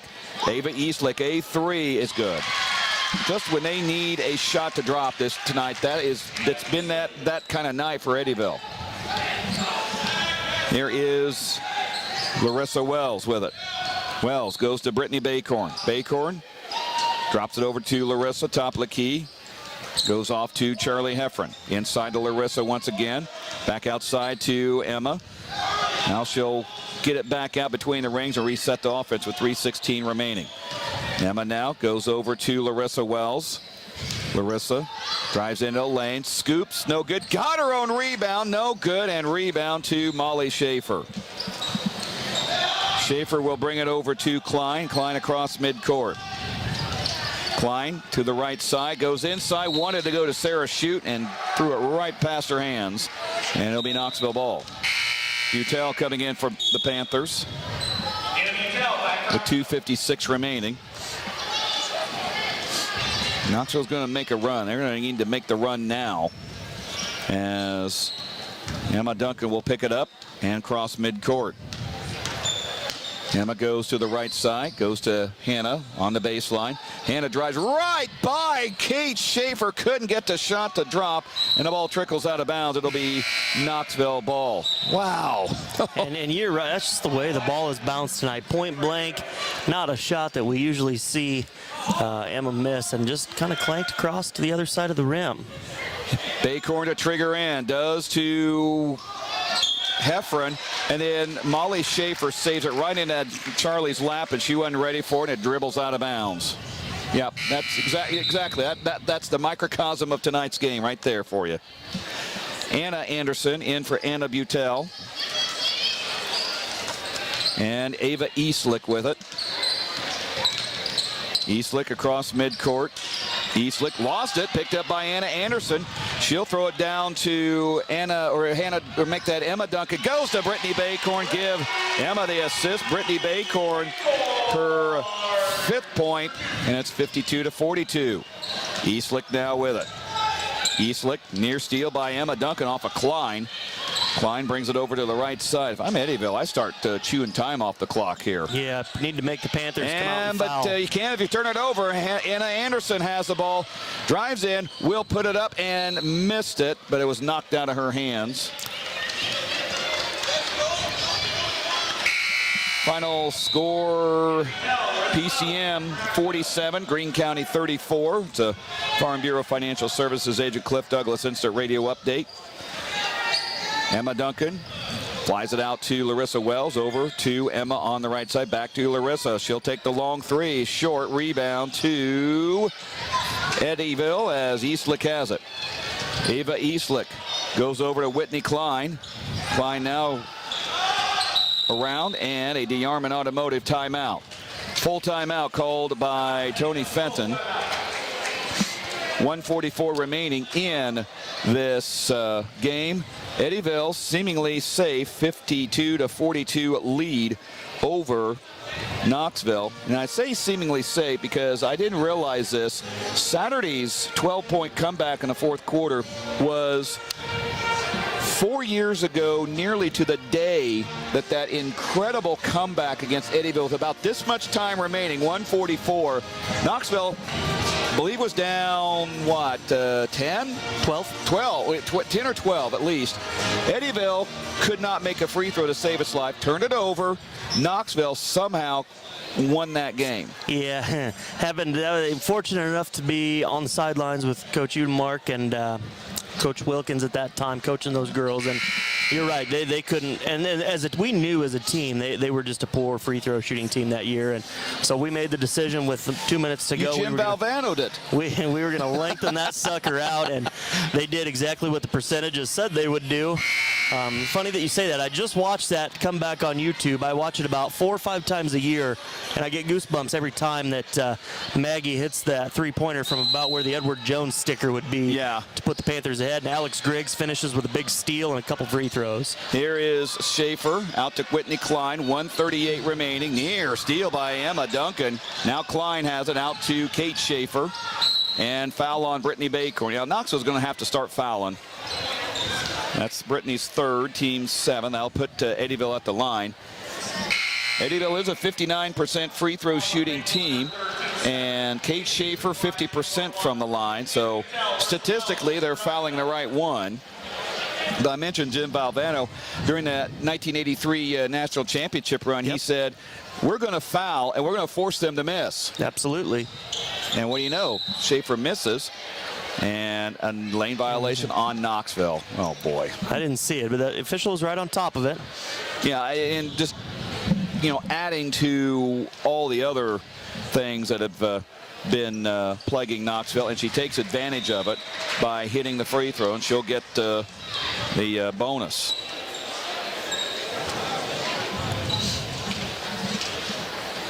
Schaefer's second free throw on the way. Missed that one. Rebound taken away by Kate Schaefer. Are you kidding me? To Wagaman. Puts it up. No good. Got her own rebound. Lost it. Picked up by Larissa Wells. Gets it to Emma Duncan. Down court to Anna Butel. She'll put it up and miss that. Molly Schaefer running the other way. Schaefer goes to Wagaman, and she gets called for traveling, or is that a foul? It's going to be a foul. Foul occurred first. That will be on Larissa Wells. That is number 2 on her, 8th on the team. At the line, Aaliyah Wagaman, and she is 51% from the line. And she misses that one badly. Here is Hannah over to Anna Butel. 3 is no good. Rebound is tied up between Hannah Duncan and Kate Schaefer with 1:01 remaining, and another the Yarman Automotive timeout called by Knoxville. This time a 60-second timeout. Give you a quick game reset with 1:01 remaining in the game. Here in the fourth quarter, Eddyville leads Knoxville 53-42. Both teams are in the 1 and bonus situation. Timeouts. Knoxville, or actually Eddyville has 2, and Knoxville pretty good as well. Another final just come in on the Farm Bureau Financial Services agent Cliff Douglas Instant Radio Update. Norwalk beats Pella 57-47. So Pella girls, I think here the last couple of years, these are probably the 2 years to get them. After this year, they're going to be something else, I think. Yeah, a lot of talent coming back up, and even down a couple years here, that's still a pretty solid basketball team, just not at the level they've been used to being at the last several years. 53-42 here, 1:01 remaining in the fourth quarter. Boys game to follow. Tough assignment for Knoxville as the Panthers trying to give Eddyville its first loss in the South Central Conference. I believe Eddyville could clinch at least a tie for the conference title, maybe even outright tonight with a win. Here is Larissa Wells with it. Larissa will stop and shoot and score. Larissa Wells has 8 points, 55 seconds remaining. Wagaman with the ball. Wagaman gets tied up and will get fouled. And that's going to go on, I believe, Larissa. That is her team's 9th. Wagaman at the free throw line. Missed one on the previous attempt. On the way, and she got that. 13 for Aliga Wagaman. Charlie Heffron back in. Offense for defense there for Panthers. And Wagaman's second free throw. That goes in as well. 14 for Aliga Wagaman. 55-44. Larissa Wells goes to Hannah Duncan on the baseline. Duncan drives in, kicks it out to Charlie Heffron, fakes it around to Brittany Baycorn, stolen by Wagaman, and a foul on Baycorn immediately, and that is 4 on her.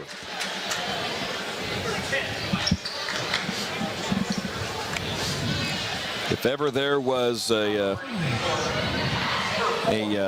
microcosm of the game, it has been turnovers, passes just not being there, and rebounding.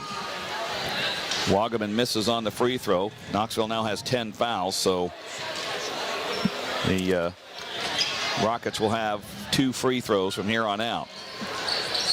Second one goes in as well. 16 for Wagaman, and Emma Duncan will trigger it up. Duncan goes into a lane, will put the runner, and she gets fouled. So that foul will go on Wagaman. That's 5 on her, so she is done. Fouls out with 16 points with 28 seconds remaining.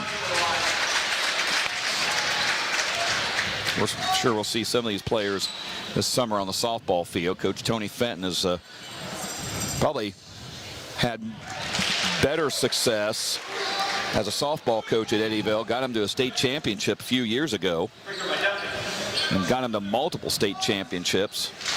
But I think Knoxville's going to have something to say about the conference race this year for and I mean a loud statement by the Panthers this summer. Can't wait for action on Panther Drive coming up this summer. Foul on Hannah Duncan against that's like Brittany. So Brittany fouls out. Fouls out with 5 points, 25 seconds remaining. And Whitney Klein at the free throw. 12 points for her. And now 13. And Klein will put that one up, and it is no good. Rebound to Larissa Wells. Wells will speed it up across the timeline. Wells to the basket, gets double teamed, out to Hannah Duncan. Takes a 3 try, and no good. Rebound taken away by Whitney Klein. And Coach Richards says no fouls. Knoxville will concede, but not that way. No. Gutch with her 6th point, and that's how it'll end. 59-46, the final score. Knoxville just wasn't the same team as it was on Saturday night in that furious comeback against the Sheraton Chargers.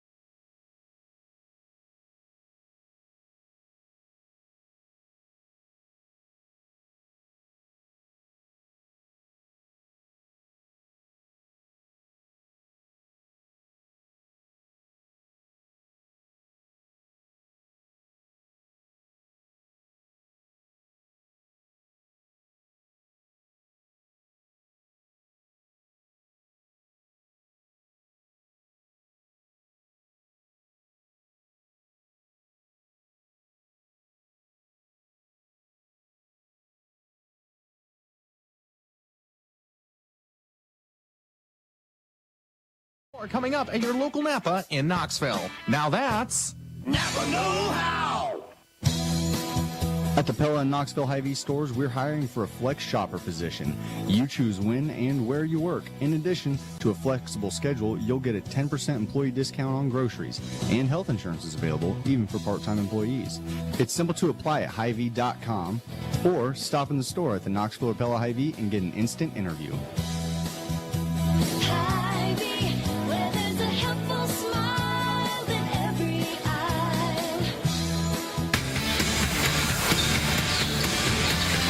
Here at the Knoxville High School.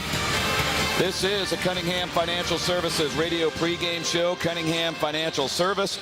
Joe Cunningham, investment advisor, Knoxville native, Knoxville committed, Knoxville strong.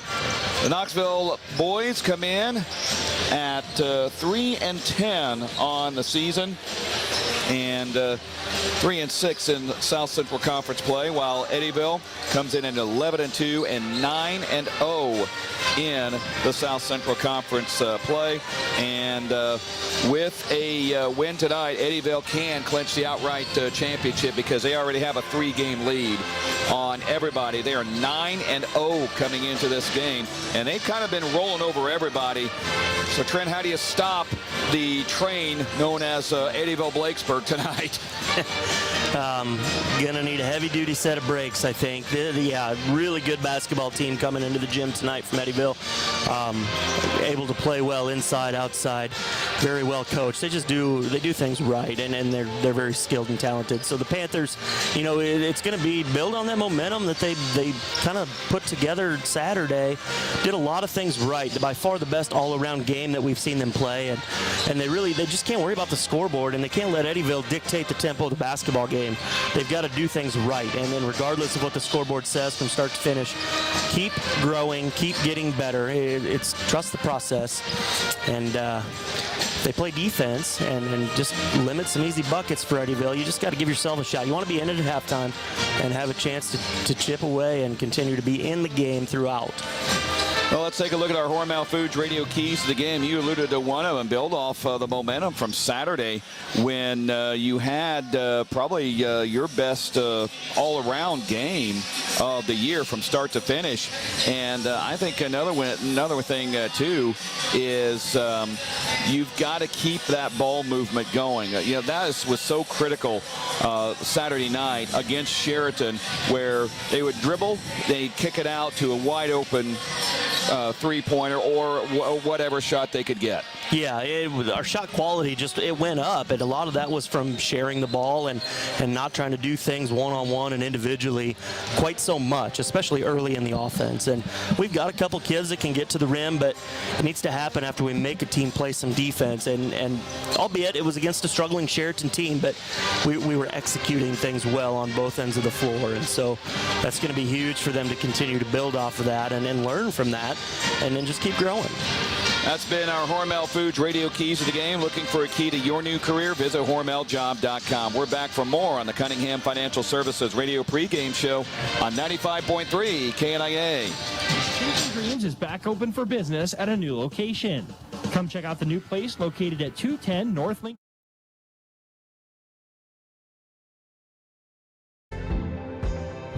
Knoxville is an incredible place to be, and you're well aware of that. We are too. This is why we choose to live here, work here, raise our families here, and support this amazing community. Because what's important to you is important to us. We are Carrie Garcia, Matt Kissinger, and Adam Norris. And we choose Knoxville.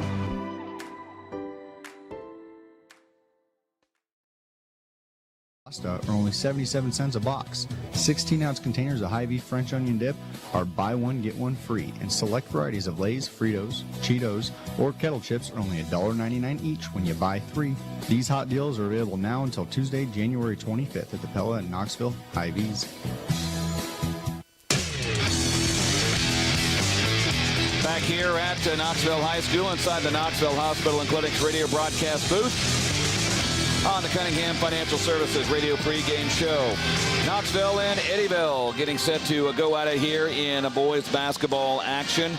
Trent, one thing that is a little bit interesting is Eddyville has a certain coach that used to wear Knoxville black and gold. Jeff Larson, former Panther coach, is now an assistant with on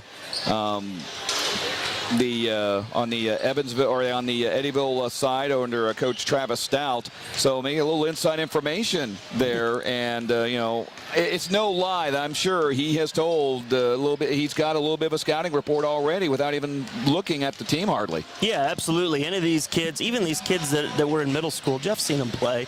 He took kids to watch middle schoolers play, and he had a couple of those guys on his varsity squad last year, and so he knows what they're capable of doing, and just being in the community, a familiarity, and we know Jeff also brings a pretty solid wealth of knowledge and experience to that staff, and only helps make them better. And so glad to see he's continued coaching and on a team that's doing well, and wish him the best. And see the Larson family sitting over on the other side of the gymnasium, and you know, they got to be really who do we root for tonight? yeah, for sure. And it'll get even tougher as Drake gets up there, and who knows, you know, Jeff's still coaching down the road. That just adds an interesting dynamic over time. But you're right, it's the Knoxville Panther community, but you got Dad and husband over there coaching for the other team, and you want to see them both do well, I'm sure. Yeah, and obviously, you know, they're wearing black and gold, which, okay, it's a correct color for That's right. All right, we will come back and we'll have more on tonight's game. We'll also give you the starting lineups. You're listening to the Cunningham Financial Services Radio pregame show on 95.3 KNIA.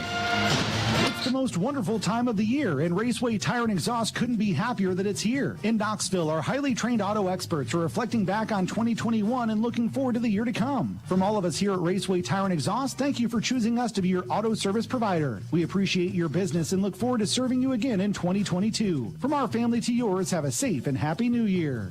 Raceway Tire and Exhaust. We got what you need to get you on the go. Hi, I'm Robert Poppy, ag lender at Marion County Bank. We salute the farmers and their families in Marion and surrounding counties. We know that for today's farmers to be successful, it takes more than just hard work and dedication. It takes a commitment. At Marion County Bank, we're committed to our area farmers' success too. As our area's leading ag bank, we invite you to visit with one of our ag loan officers at our Pella or Knoxville office for all of your ag lending needs, concerns, and opportunities. We have the experience and expertise to help with your farming operation. Marion County Bank, serving you, building community. Member FDIC. Back here at Knoxville High School on Cunningham Financial Services Radio pregame show on 95.3 KNIA. Let's take a look at tonight's starting lineup presented by Chasing Dreams Tattoos for the Eddyville-Blakesburg Rockets under Coach Travis Stout. They come in 11-2 on the season, 9-0 in conference play. They'll go like this: Jesse Corneliuson, a 5'8 sophomore; Kyle Davis, a 6'3 junior; Ethan Davis, a 6'7 senior; Carson Wade, a 6'5 junior; and Brooks Moore, a 6'5 sophomore. For the Knoxville Panthers, Noah Keefer will be one starter, a 6'2 sophomore, and Landon Norris, a 6-foot freshman. Gabe Clark, a 5'10 freshman. Jay Keller, a 5'8 sophomore, and Jack Bertrand, a 6'3 sophomore. Those are tonight's starting lineups presented by Chasing Dreams Tattoos. If you can think it, they can ink it. Tonight's colors of the game presented by Brookwood Incorporated. Allow me to get my soapbox out again. Trent, you notice those Eddyville uniforms. There they are. Thank God they are getting grandfathered out in a few years. They are the black with the black numbers, a very thin outline, very hard to see the numbers, and it's going to be a few years. I mean, I get it, and schools just can't buy a set of new uniforms, especially if they just got them. So I think I heard it's going to be, 4 years? They have to be, absolutely nobody can wear those uniforms. So, but still, it's it is ridiculous how they look. It really is. Yep. Knoxville in those new whites with the gold number and black trim for Knoxville. Tonight's Colors of the Game presented by Brickwood Incorporated, your premier Lennox dealer, serving Knoxville, Newton, Grinnell, and the surrounding communities. You've been listening to the Cunningham Financial Services radio pregame show. Cunningham Financial Service. Joe Cunningham, investment advisor, Knoxville native, Knoxville committed, Knoxville strong. Opening tip is next on 95.3 KNIA. At Knoxville Hospital and Clinics, we are your neighbors, your healthcare providers, and your community partner. Hi, I am Jerry Brown, and I'm proud to work at the Knoxville Hospital and Clinics. As the greeter, I enjoy making sure each person is welcome to our facility and put at ease knowing that we will help them get to where they need to go. For all your health care needs, choose Knoxville Hospital and Clinics. Even a mild winter can take a toll on your roof. Between the freeze and the thaw, you may need new shingles. Certainly, if you're going to get new shingles, you're going to get CertainTeed shingles from Dutch Mill Supply in Pella. CertainTeed Roofing offers a wide array of residential roofing shingle options. Dutch Mill Supply, located in Pella, is your only locally owned, one-stop, full-service lumberyard and building material supplier. My name is Joshua Payne. My staff and I are here daily for professional service from the guy next door. Our product line is diverse, and we'll get you what you need quickly and at a competitive price.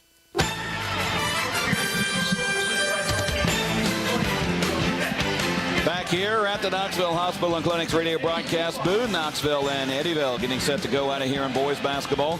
Couple of Farm Bureau Financial Services agent Cliff Douglas instant radio updates. PCM over Greene County after one quarter, 17-4. Indianola 14, Pella Christian 8 after one quarter of play. Boy, Indianola wins that. They will pretty much sweep the Tulip City this week. That's a big week for the Indians. Jack Bertrand to jump center against Ethan Davis. Tonight's opening tip brought to you by Dutch Mill Supply in Pella, your locally owned lumberyard and building material supplier. Tip controlled by the Rockets. Carson Wade has it out to Brooks Moore. Moore turns in a lane, lays it up, no good. Rebound, out of bounds, off of the Rockets. And Knoxville will have its first possession.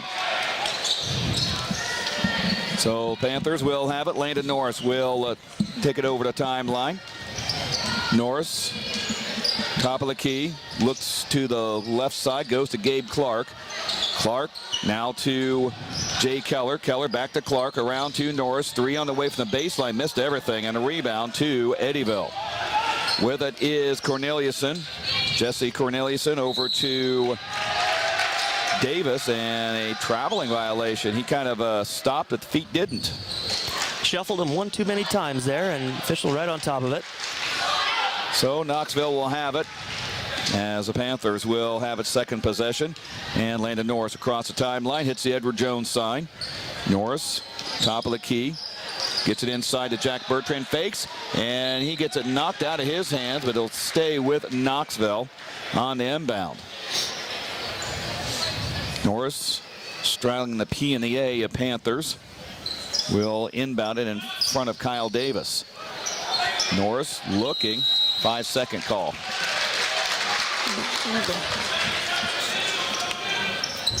So Knoxville turns it over. Almost a minute into the game, and nobody has scored yet. Corneliuson has the ball across the timeline over to Carson Wade. Now inside to Ethan Davis. Davis over to Corneliuson on the right side. Stumbles and travels. He tripped over one of the free throw lines. They'll get you every now and then. That turf, well, we call it in football, we call it turf monster. In I don't know, wood monster. Sure. In basketball. Norris gets it poked out of his hands, and he'll reset to Knoxville. 6:49 remaining first quarter. We have no score yet in this game. Jay Keller to trigger in, does to Landon Norris. Norris goes to Gabe Clark on the right side. Clark working around the perimeter, out to Keller. Jay now looks, throws it out to Noah Keefer. Keefer into the lane, gets it knocked away from his hands to Keller, to Norris, inside to Jack Bertrand, backs in, can't get the shot to go, and Eddyville has it. Corneliuson across midcourt. Corneliuson, he traveled again. I don't know what he was trying to do. Is he trying to Euro step around Landon? It looked like he was going to fire a left-handed bounce pass, and quickly defender closed it down, and he didn't want to let it go, and kind of double dribbled and traveled all at the same time. Here's Norris with the ball. Norris drives in. We'll put the runner up. No good. Rebound tapped up. No good. And Eddyville has it. Corneliuson now across the timeline. Over to Ethan Davis. Davis right side. Gets it inside to Brooks Moore, and he scores. Took nearly 2 minutes for someone to score, and Eddyville does. 2-0. Norris on the other end. Top of the key. Norris goes to Jay Keller. Keller on the left side. Jay stops at the high post, gets it out to Noah Keefer. Noah starts to drive and gets handcuffed as he gets onto the high post. That will go on Carson Wade. That'll be his team's first of the half. And Jay Keller gets it into Landon Norris. Hands off to Gabe Clark. Clark works around the perimeter. Hands off to Noah Keefer. Left side's to Norris on the baseline. Gets it outside, gets it taken away. Hook pass down court to Brooks Moore. Moore will lay it up and score. Fouled. And they count the shot, too. That's his 4th point. And Keller, his team's first. At the line, Brooks Moore missed it off the front of the rim. 4-0 Eddyville with 5:25 remaining in the first quarter. Keefer with the ball. Top of the key goes to Gabe Clark right side. Lobs it out to Jay Keller in between the rings. Keller drives it into a lane. Will put it up. No good. Boy, he had an open drive right to the basket. Just didn't finish it. Here's Ethan Davis on the other end. Over to Kyle Davis. And Landon Norris gets a candy bar. Love to see more kids stepping up. Great job by Landon, sacrificing the body, getting in the driving lane there, creating a turnover. Ethan Davis, his first foul, team's second. And a 30-second DeArmond Automotive timeout called by Troy Pearson. In case you missed it, presented by Knoxville Hospital and Clinics. Very slow start for Knoxville offensively, but defensively, Knoxville, except for that one time, really has been doing a pretty nice job. Now, offense just needs to get uncorked here. A little bit, and been a little more patient. Ball movement, just haven't quite found those quality looks on each possession that we need. And size has been a factor in there, getting the ball into Jack like we want to do, but so some size and some elevation in there blocked a couple of his attempts. That was In Case You Missed It, presented by the Knoxville Hospital and Clinics. I see Connor Willis is back in the cornrows. I told him KNIA, supports the cornrows. I don't care what Lisa says. Sure, that made her happy. Oh, I'm sure she was thrilled. Here's Landon Norris with it. Over to Keller. Keller a three. No good. Rebound taken away by Eddyville. Corneliuson has it across midcourt on the run. He'll send it over to Carson Wade, down to Ethan Davis. And what we got here? A foul on, I believe, Knoxville. It's going to go on Jack Bertrand away from the ball. His first, team's second.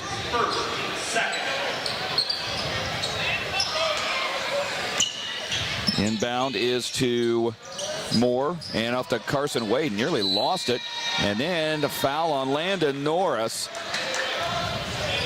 Carson Wade about lost that into the drum section of the pep band. And then Norris, a little too aggressive there, gets his first foul, team's third. Corneliuson goes to Carson Wade on the left side, drives a baseline, lays it in. Too easy. That's his first two. 6-0 Eddyville. Here is Noah Keefer with it. Keefer over to Jay Keller, baseline, hook pass intercepted by Carson Wade. Carson in, loses it, and then Keefer is called for the foul. So that's Noah's first, team's fourth. Coming into the game, Luke Judy for Eddyville. Also, Carrick Stout, 6'6" sophomore. Again, it looks like the girls. Where do they get that size? I don't know what they put in the water. What are they feeding those kids, Eddyville and Blakesburg and even Fremont? Here is a ball into Luke Judy, and he's called for steps. Carson Udemark in for Knoxville.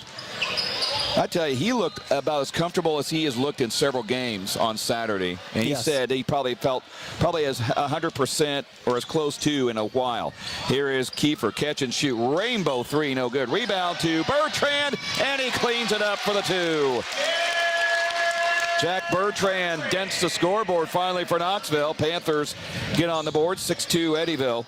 Here's Ethan Davis with it down court into the lane. Goes Brooks Moore for his 6th point. Landon Norris on the other end, top of the key. Norris spins in the lane, lost the ball, picked up and out of bounds. It'll stay with Knoxville. And here comes Mr. Cornrows himself, Connor Willis. Connor Willis for Knoxville. He'll replace Noah Keefer. 3:34 remaining first quarter. 8-2 Eddyville with the lead. Willis has the ball from the inbound. Goes back to Norris. Now gets it into Jack Bertrand. Out to Gabe Clark. Clark around to Carson Utermark right side. Ahead to Landon Norris up top. Hands it back to Utermark. Over to Clark. 3 on the way. In and out. Rebound to Eddyville. Clark had a really nice second half on January 6th. And then Eddyville decided to play defense on him and completely shut him down. Here is Davis into the lane, and another offensive foul going the other way. That one was on Luke Judy, his first, team's 3rd. And Knoxville will have possession. Landon Norris has the ball on the wing right side.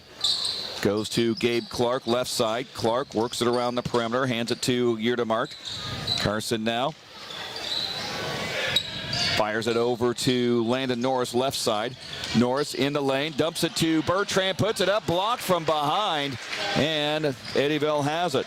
Corneliuson with the ball, and Corneliuson, I think he got bodied by Norris. Landon is saying he used his elbow, but Landon was right there kind of riding him all the way down. Yeah, he really was. Just too much contact on him coming down the the floor there, and officials, again, right on top of it. These guys have done a nice job tonight. Keefer back in for Norris, and that was his 2nd foul, team's 5th already. With the ball is Ethan Davis, dumps it inside to Judy, and he can't get it. Rebound to Carson Utermark. Utermark across midcourt, 2:26 remaining in the first quarter. Keefer down the lane, gets it to Bertrand under the basket, gets it to Connor Willis, left side. Now out to Gabe Clark, and he was out of bounds. Just a little bit too high for Gabe to bring down. As Carson Wade and Landon Glosser into the game now for Eddyville. 2:17 remaining in the first quarter. Caden Smith jumps into the game. 6'3" freshman. Replaces Jack Bertrand. And with the ball is Landon Glosser across the timeline. Lobs it over to Luke Judy. Inside to Ethan Davis. Turnaround shot is good. Actually, that's Carrick Stout. Again, these numbers. Here's a 3 by Carson Utermark. No good. Rebound to Carrick Stout. He'll clear it to Carson Wade. Wade over to Landon Glosser. Back to Wade. Carson Wade drives through the lane, lays it up, and he just carved right through that defense for his 4th point. It's 12-2 Eddyville. Here comes Keefer with the ball out to Gabe Clark. Now to Keefer. Noah down the lane, dumps it over to Willis, out to Utermark, over to Willis. Now to Utermark, back over to Keefer. Keefer, a long 3 is no good. Rebound will be claimed by Ethan Davis. Davis across midcourt. Davis down court into the lane. No good. Rebound by Eddyville. And they're going to call a foul on Knoxville. It's on Carson Utermark. That is his first, team 6th. Farm Bureau Financial Services update. Cliff Douglas Instant Radio update. For the Bluegrass Conference Tournament, Melcher Dallas falls to Ankeny Christian 39-36. Ball inside. Here is Luke Judy. Missed it. Rebound to Caden Smith. He'll clear it out to Noah Keefer. Keefer goes down the lane. He's fouled on the floor. That'll be on Carson Wade, his 2nd, team's 4th. And off the bench will be Brooks Moore for Eddyville. And inbounding is Noah Keefer with 1:02 remaining in the first quarter. Gets it to Utermark, inside to Caden Smith, outside to Utermark, around to Jay Keller, top of the key. Keller just had it tripped away from him, and Glosser comes up with it. Landon Glosser across the timeline, and Keller comes up and steals it right back. Now here is Carson Utermark over to Keller. Jay now goes around the perimeter. He'll drive in. He gets tripped up by Glosser. And that'll be Glosser's first foul, team's fifth. 38.7 to go in this first quarter. 12-2. Eddyville with the lead over Knoxville. Keefer to trigger in, does to Utermark, over to Connor Willis.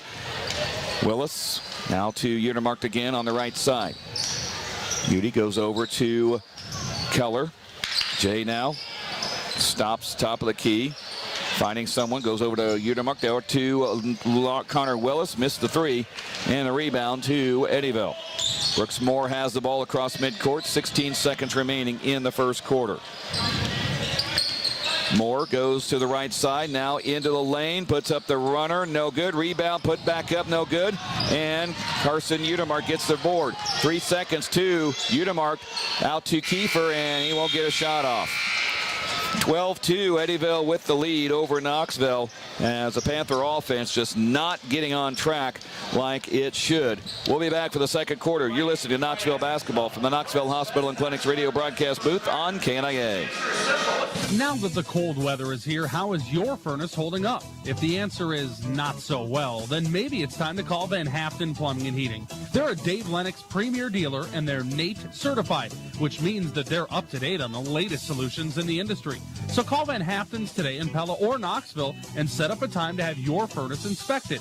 They'll ensure it's running at maximum efficiency so that you're ready for Old Man Winter's extended stay. You'll rest easy when you pick up the phone and hear Van Haften.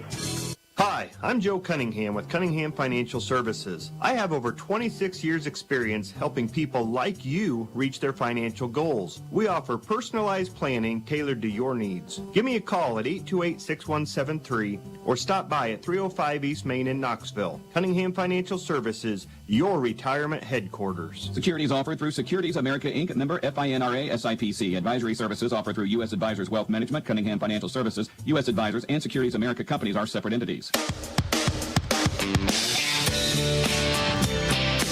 Ready to start the second quarter of play. Knoxville trailing 12-2 to Eddyville Blakesburg. Noah Keefer has the ball. Noah has it stripped away, gets it to Utermark. Ball still loose on the floor, and Eddyville comes away with it. Down court, here is Ethan Davis. He lost it. Goes over to Kyle Davis. Now inside, spinning in the lane is Brooks Moore, and he scores. 8 points now for Brooks Moore. And the Panthers struggling here. Another steal. And looks like Keefer is going to get called for the foul off after the steal. His second. Team seventh. Keefer, his second. Team seventh.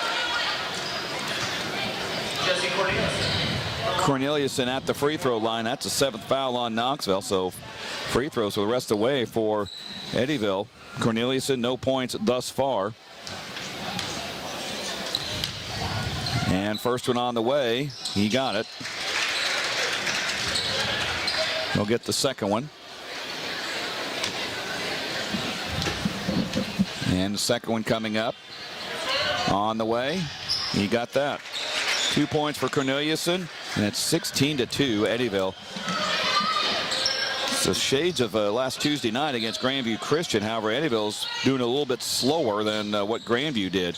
Here is Gabe Clark. Catch and shoot three from the baseline. It is no good. Boy, nothing's just falling for Knoxville right now. Down court for Eddyville. Here is Brooks Moore with it. Spins in the lane. Hook pass over to Kyle Davis. Now to Herson Wade inside to Davis.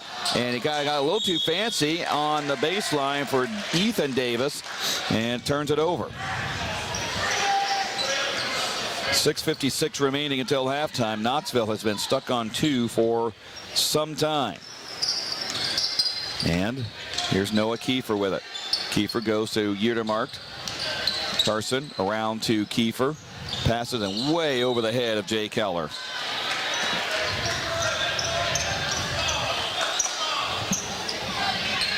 So another turnover for the Panthers.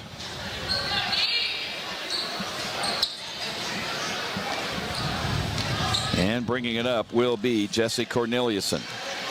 Corneliuson hits the logo. Inside to Ethan Davis.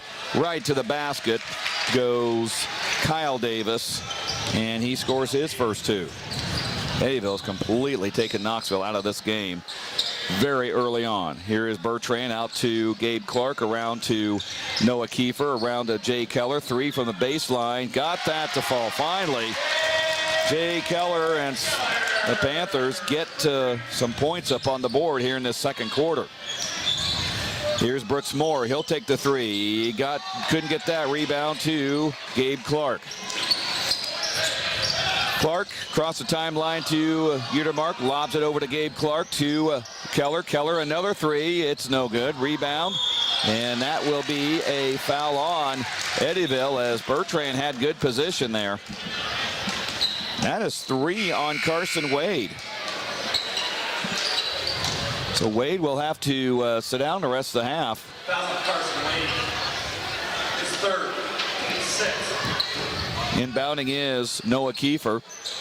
Goes to Carson Utermark. Had it tipped away over to Gabe Clark. Clark on the right side. Now gets it into Bertrand, over to Utermark. Now to Keller. Jay now back to Utermark. Carson now lobs it over to Gabe Clark, over to Jay Keller. Keller drives the baseline, leaves it for Bertrand. But right there to poke it away was Landon Glosser. Here's Brooks Moore on the baseline. Fires it over to Kyle Davis. A three is good. Up all along two. Kyle Davis, his fourth point, 20-5 with 5:10 remaining in this first half. Keefer has it down the lane, puts the floater up. No good there. Eddyville has the rebound. Corneliuson brings it up. Corneliuson over to Brooks Moore. Moore inside to Ethan Davis. Puts it in to Brooks Moore. Slams it, but he missed it, and he goes to the line.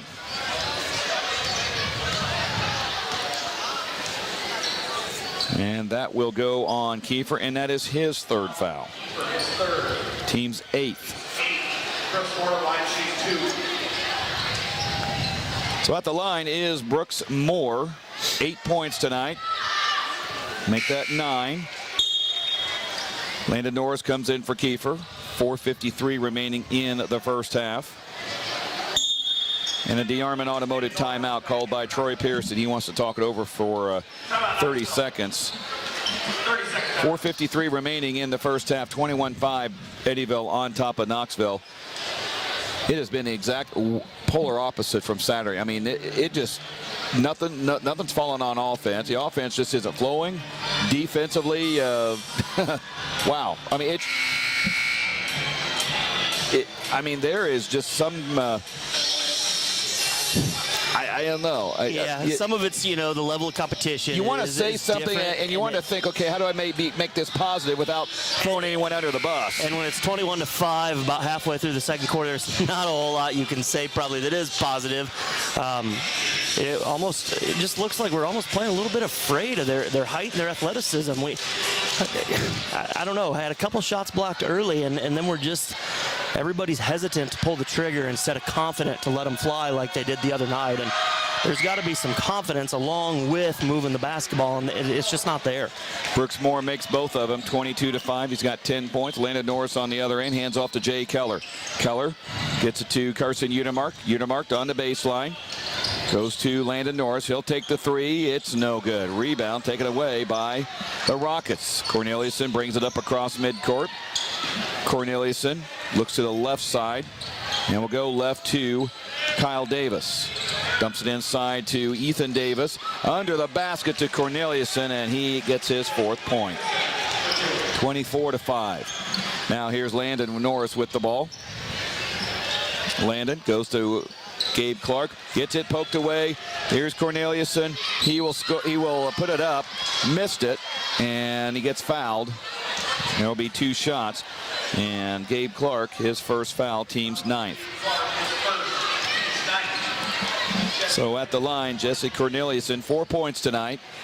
Trying to go for 5 and 6. Stay tuned for the People's Bank Radio Halftime Show. We'll talk to Knoxville girls coach Matt Richard after the girls foul 59-45. Corneliuson makes the free throw, 5 points to his credit. Farm Bureau Financial Services agent Cliff Douglas, Insta Radio Update. PCM dominating Greene County 33-11 at the half. Corneliuson soft touch, he gets 6 points, 26-5. Here is Utermark with the ball. Over to Jay Keller. Keller gets it to Gabe Clark. Clark top of the key, hands off to Landon Norris. Landon drives into the lane, hits it to Bertrand, lays it up, and could not get that. Rebound to Eddyville. Down court, here is Brooks Moore, and he called for traveling. Got the shot to fall, but it's not going to count. Noah Walker into the game for Eddyville. Returning to the lineup, Landon Glosser for the Rockets. Landon Glosser in for Eddyville. And Kobe Higginbotham will have his first appearance tonight.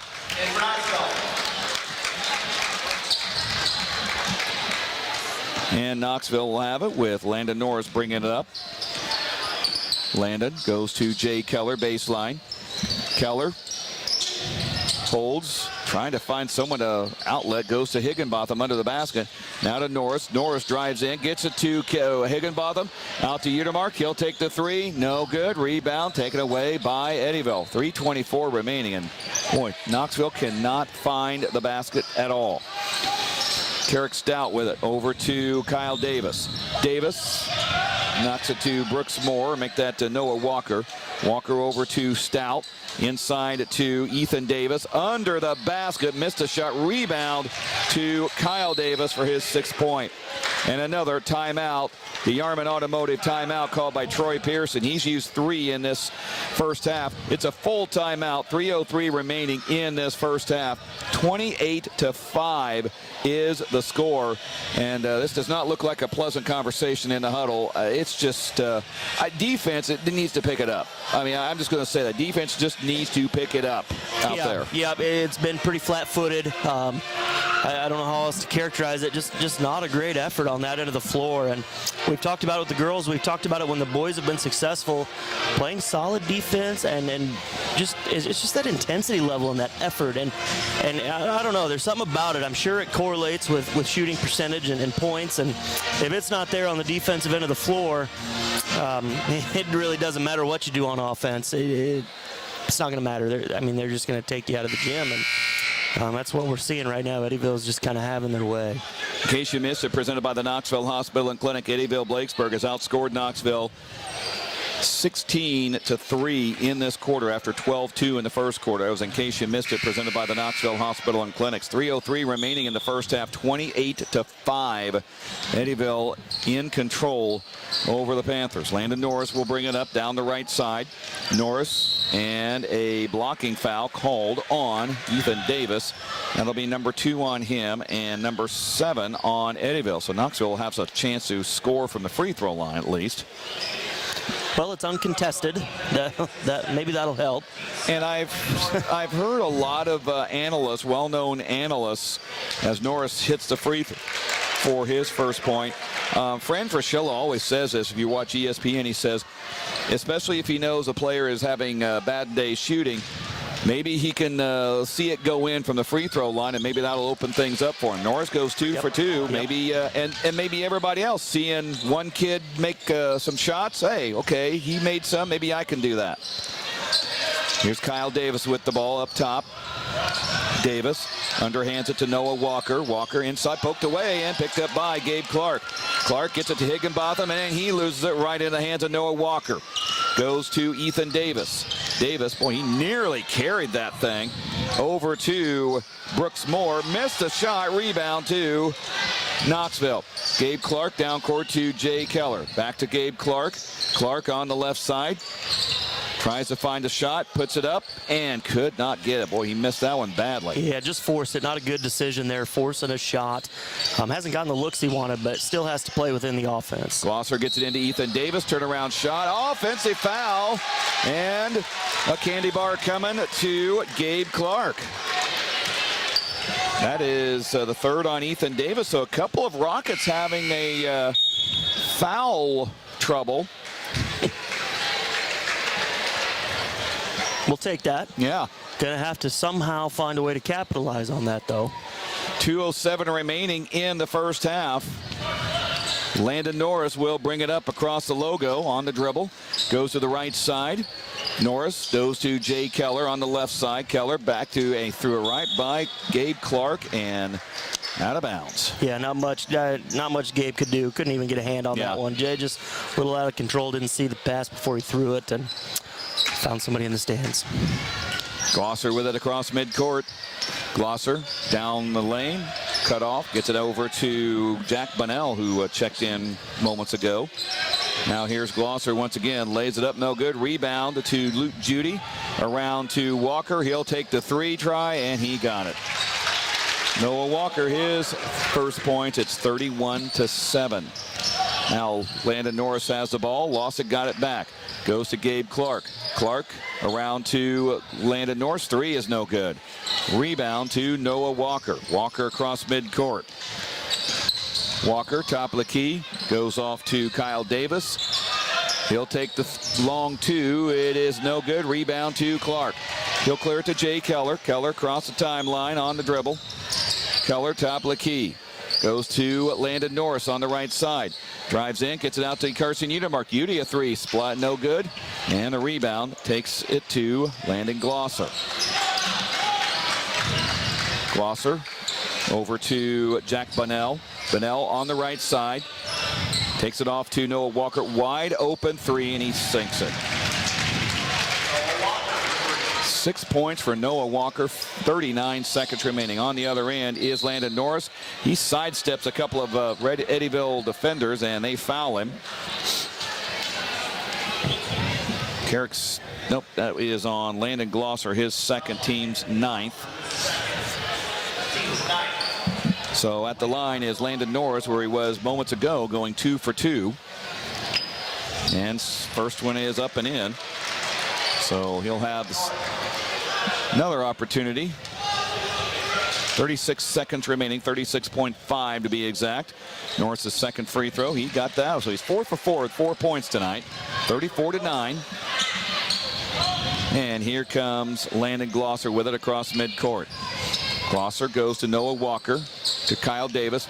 Ball deflected, but Eddyville comes down with it. Here's Noah Walker, a three. Got that. My goodness. 3 threes, all 9 points in this quarter, and it's 37-9. Norris with it across midcourt with 10 seconds remaining. Norris to Kobe Higginbotham. He'll try the three. Buries it. Splash down. Kobe Higginbotham puts Knoxville in double digits. Here comes Noah Walker, a 40-footer. Are you kidding me? Got to put some pressure on him if we're not going to step up and guard him. That was actually Landon Glosser. Either way. Good grief. 40-12 at the halftime break. We'll come back and have the People's Bank Radio Halftime Show from the Knoxville Hospital and Clinics radio broadcast booth on KNIA.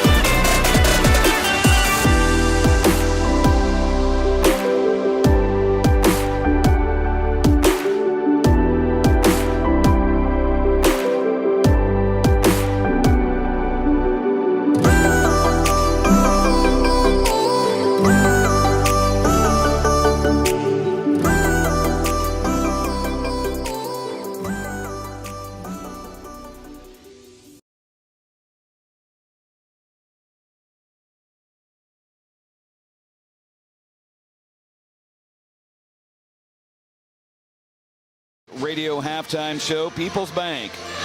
Community banking with emphasis on the community.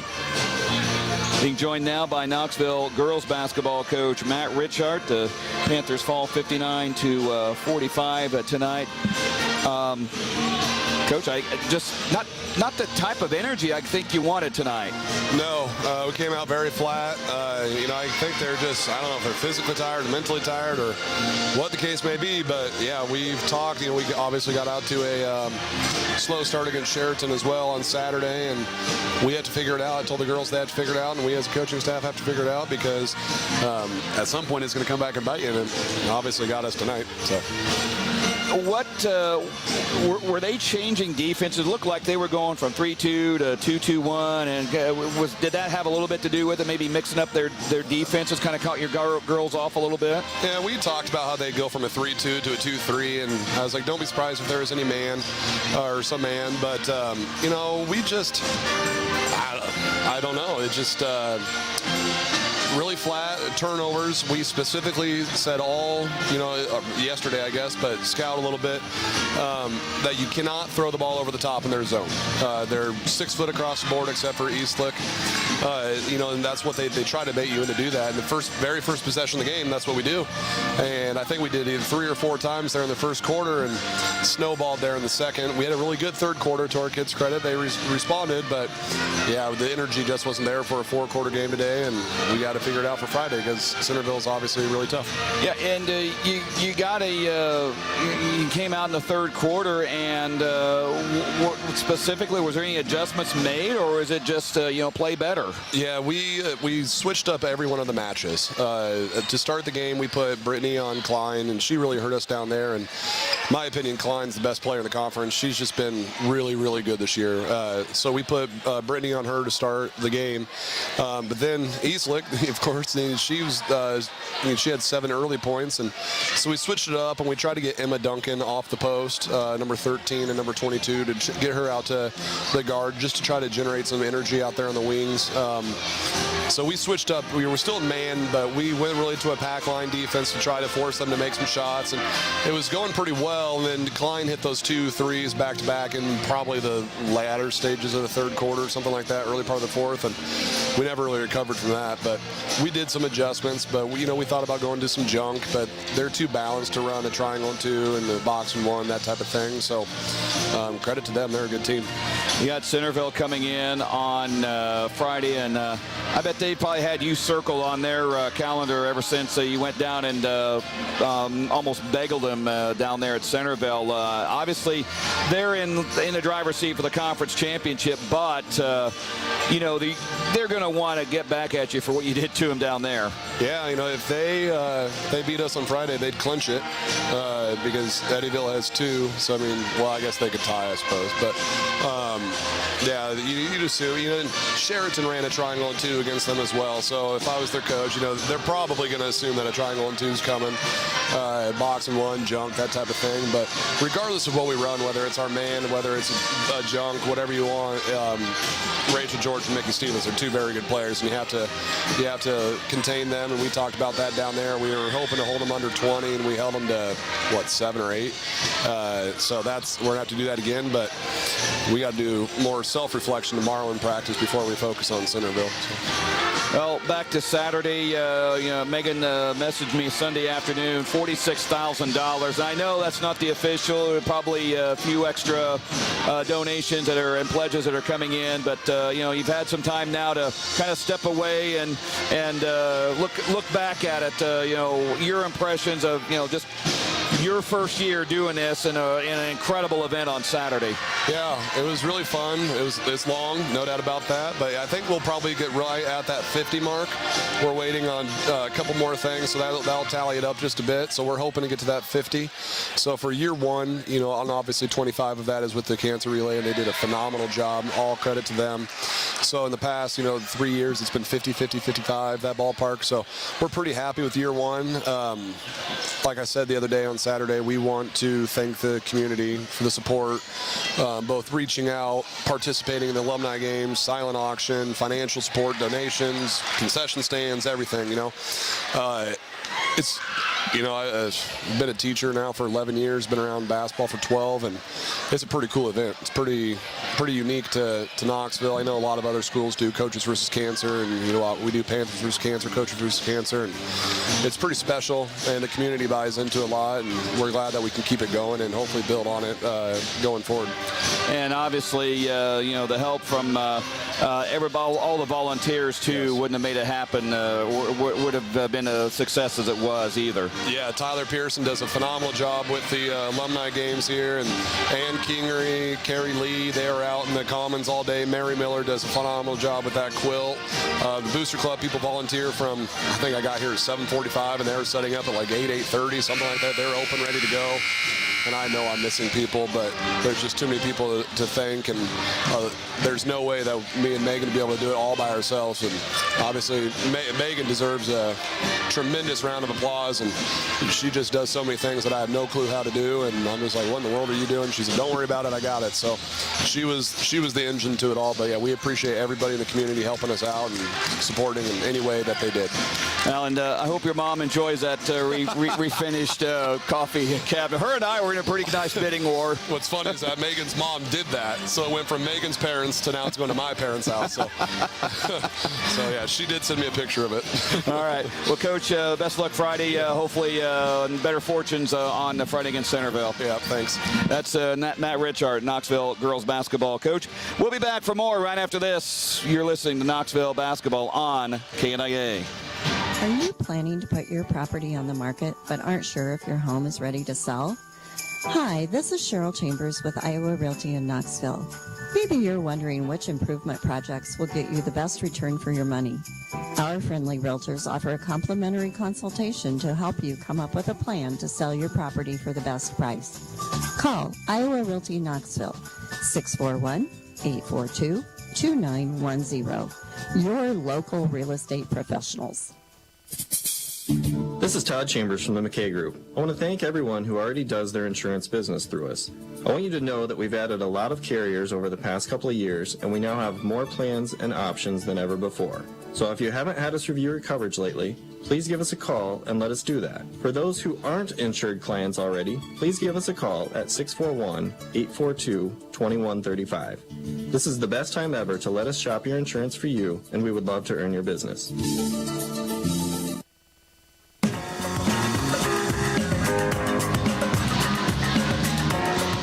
Here at Knoxville High School, Knoxville Hospital and Clinic's radio broadcast booth. Couple scores that came in during that halftime show. Final score, Twin Cedars girls move on to the semis of, the semifinals of the Bluegrass Conference tournament, more than likely against Diagonal. They defeat Murray tonight by a score of 49-35. Melcher Dallas falls to Ankeny Christian 39-36. Also, after third quarter play, PCM at 52, Greene County 32. So Ankeny Christian is the host site of the Bluegrass Conference semifinals and finals. So, you know, they'll get to play on their home court here, but they'll have to get through Lamoni first, who they're the odds-on favorite to win that conference. But some team down south of here, dressed in blue and white, will have something to say about it, I'm sure. Yeah. 40-12 is the score, and Eddyville will have the ball to start the second half. 10 points from Brooks Moore and 4 from Landon Norris to lead each other's teams. Moore has it inside to Kyle Davis and right to the basket. Carson Wade, 6 points now, and he goes to the line for 7. Foul's going to go on Jay Keller. That is his first. Team's first of the half. And at the line is Carson Wade. First one on the way. He got it. Or actually, the only one on the way. 7 points, 43-12. Here's Landon Norris with the ball. Landon drives into lane, puts up the runner, and good. Well, Landon gets going here with 6 points. 43-14. With it is Brooks Moore inside, and he puts it in easily. 12 points for Brooks Moore. And Noah Keefer on the dribble now. Noah drives in, cut off, gets it out to Keller. Round two, Keefer once again. Over to Landon Norris. Norris drives into the lane, gets it off to Bertrand, and he good. Jack Bertrand, his 4th point of the night. On the other end is Carson Wade, and he is fouled.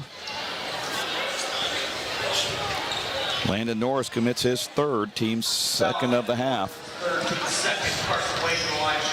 And Carson Wade at the line shooting 2 free throws, and he gets that. 8 points on the night. And he misses on the 2nd one. And rebound goes to Landon Norris. Here's Landon over to Jay Keller. Keller drives into the lane, stops, gets it out to Keefer. 3 is no good. Rebound taken away by Carson Wade. Down court to Brooks Moore. Moore will drive in, will lay it up, fouled, and he gets to the line for 2.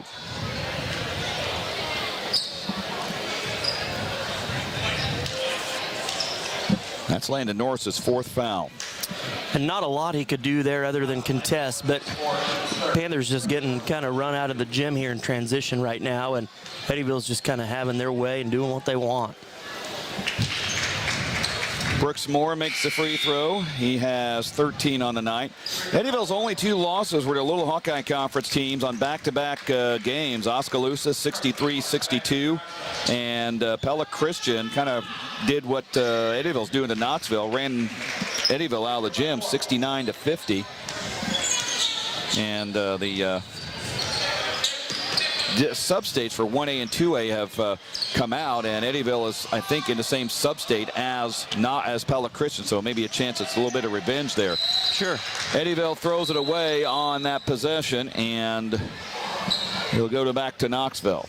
Well, now the officials are discussing, and they're changing the call. So Eddyville gets it. So Carson Wade to trigger in on the end of Panthers. Wade looks around, dumps it inside to Kyle Davis, and he scores easily. 8 points for Kyle Davis, 50-16. We are very near running clock mode now. Here is Gabe Clark with the ball on the right side. Clark drives in, gets it taken away.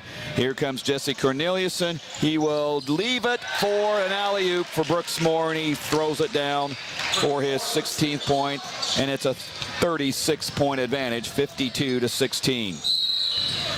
On the other end is Noah Keefer, and he gets fouled.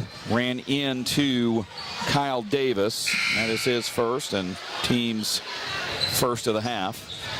Mike Grubel into the game for the first time tonight. Also Luke Judy coming in, so is Carrick Stout. And inbounding is Noah Keefer. Keefer gets it into Gabe Clark. Clark on the baseline, works it around, got it kicked away, and it'll reset to Knoxville.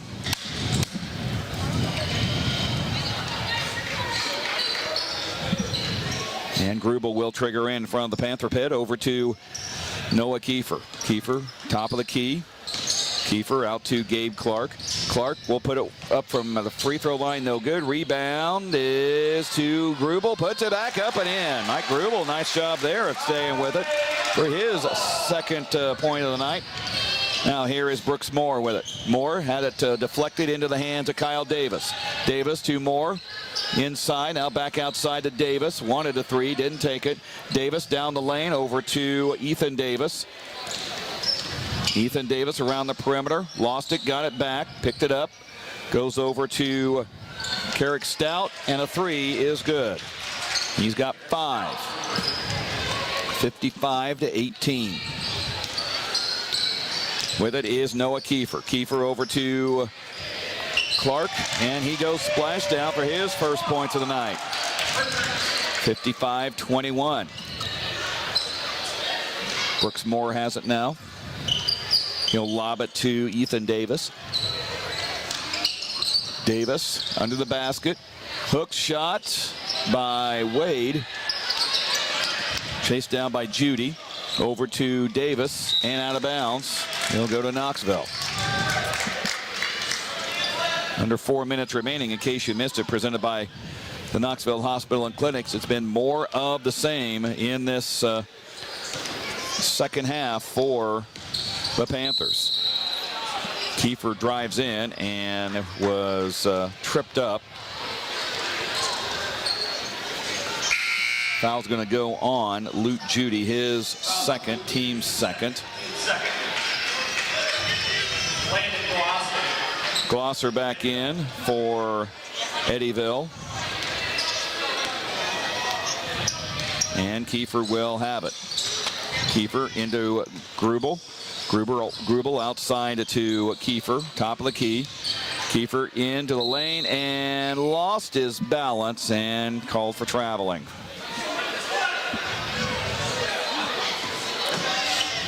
Now, he didn't shuffle the feet. No, the official just, I think he made an assumption because Noah kind of stumbled, and he assumed he was going to maybe drag that pivot foot because everybody on our sideline was kind of on top of that official.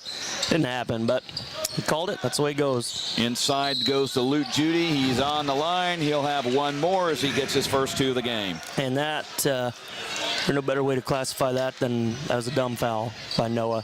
Reached in, held onto his arm, and then still let him get the shot up and in the basket. You can't do that. Fourth foul on Noah Keefer, fourth foul on the team this half. And the first one missed a shot, and a rebound to Knoxville. Here is Keefer with the ball. Keefer top of the key, goes over to Utermark. Carson now gets it to Keefer. Keefer now over to Mike Grubel on the left side. Gets it to Gabe Clark. Clark out to Carson Utermark. Long three. Splashdown. Carson Utermark for his first points of the night. 57-24. 2:10 remaining in the third quarter. Now with it is Glosser over to Kyle Davis. Davis working around the perimeter. Davis had it kicked away and it shoots out of bounds. And it will belong to Eddyville. Connor Willis and Caden McGill into the game for Knoxville.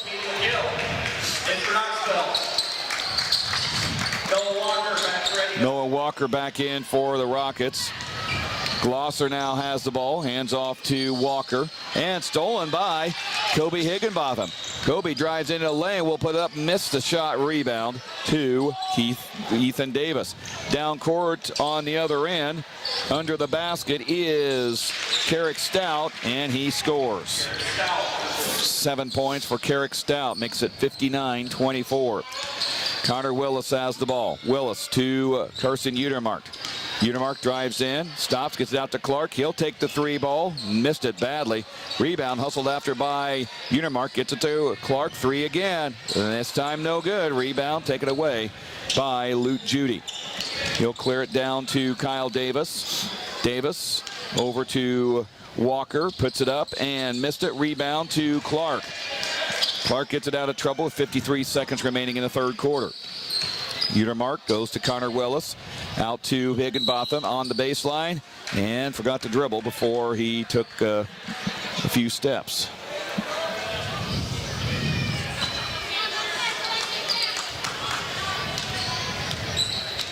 Now here comes Landon Glosser with it.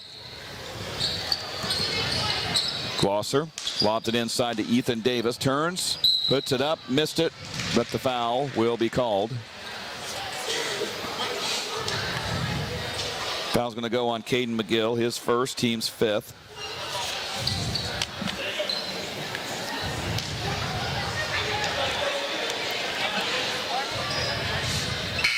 And missing the shot is Ethan Davis. Caden Smith, back for Knoxville.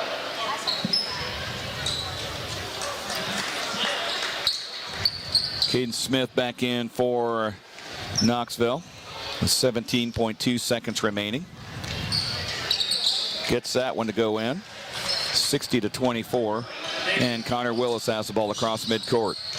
Willis goes towards the baseline, hands off to Gabe Clark. Gabe on the right side goes to Utermark, top of the key. 6 seconds remaining. Here is Connor Willis. 4 seconds. 3. Willis loses the ball. Picked up. Fight for it. Eddyville has it. Half-court shot by Noah Walker is no good. And that's the end of the third quarter. With the score, Eddyville 60, Knoxville 24. You're listening to Knoxville Basketball from the Knoxville Hospital and Clinics radio broadcast booth on KNIA. Hey, Lori, small town living is something we know a little bit about here in Iowa. We sure do, Mark. The Coffee Connection in Knoxville is that comfortable, familiar place that welcomes you with your favorite cup of coffee you've grown to love. The Coffee Connection is also the perfect place to meet with friends and enjoy some hometown delicacies. Stop in today and try our popular breakfast burrito or our favorite bagel sandwich. Like us on Facebook and follow us on Instagram to stay up to date on our weekly specials. The Coffee Connection on the north side of the Knoxville Square. More than just coffee. With winter weather approaching, save big now and for years to come with lower utility bills thanks to Dan's Plumbing and Heating. Dan's Plumbing and Heating and Rude are the key to making sure your home is running at maximum efficiency and an energy-efficient palace. Call Dan's Plumbing and Heating today at 842-6937 or Save Certified to help you maximize rebates. I'm Eric Pearson. Call Dan's Plumbing and Heating, your authorized Rude dealer in Knoxville today. That's 842-6937. Underway in the fourth quarter of play. Gabe Clark takes a shot, gets a block, gets into the hands of Caden McGill, missed a shot, and then Connor Willis lands on the end line. Farm Bureau Financial Services agent Cliff Douglas Instant Radio Update. They're going to overtime on Eagle Lane, tied at 51. Indianola and Pella Christian. Okay. So extra basketball over in Pella. Here's a slam dunk by Ethan Davis. His third point of the night. Here is Connor Willis. He underhands it up and no good. And on the other end, it'll be another slam by Brooks Moore. And Eddyville's just having fun now. 64-24. Here's Udemark with the ball. Udemark over to Caden McGill. Now to Clark. And threw it away into the hands of Moore. And he slammed it by, I think, double dribble. Yeah, he did to regather himself, and fortunately the official was on top of it there. But you're not kidding. They're just having fun out there right now. Just kind of having their way and cruising. And that's kind of been the story tonight for Eddyville right from the get-go. 6:33 remaining in the game. 64-24 the score. And here's another steal. This one by Carson Wade, and he'll slam it in.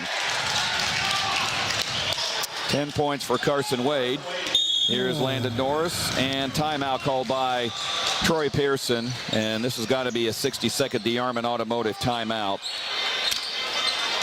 6:16 remaining in the game. 66-24 is the score. And we will keep it right here. We'll give you a Marion County Bank radio scoreboard. Girls play. Knoxville girls did not fare any better tonight. 59-45, they fall to Eddyville.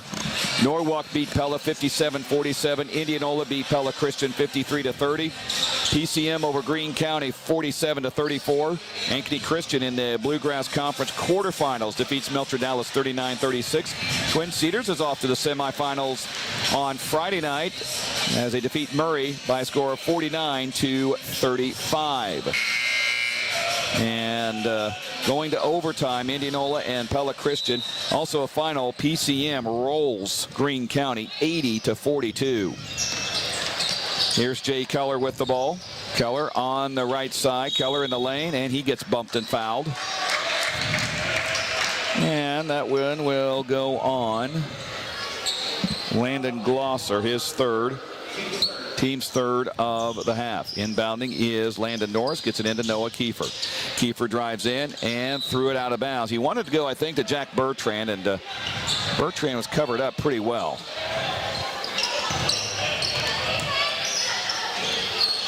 So, Eddyville with the ball. A three goes down by Ethan Davis. Now here is Landon Norris with the ball. Norris over to Jay Keller. Keller over to Tice Hauk, who just checked in. Hauk inside to Bertrand, puts it up and got it. Jack Bertrand, his 6th point, 69-26. Now with it is Landon Glosser. Glosser goes to Ethan Davis. Out to Carrick Stout for three, and he drills it. His 10th point. Now here's Landon Norris on the other end. to Jay Keller. Keller to Tice Hauk.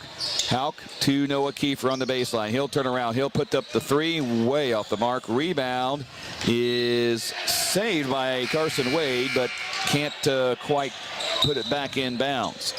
Jack Bunnell into the game for the Rockets.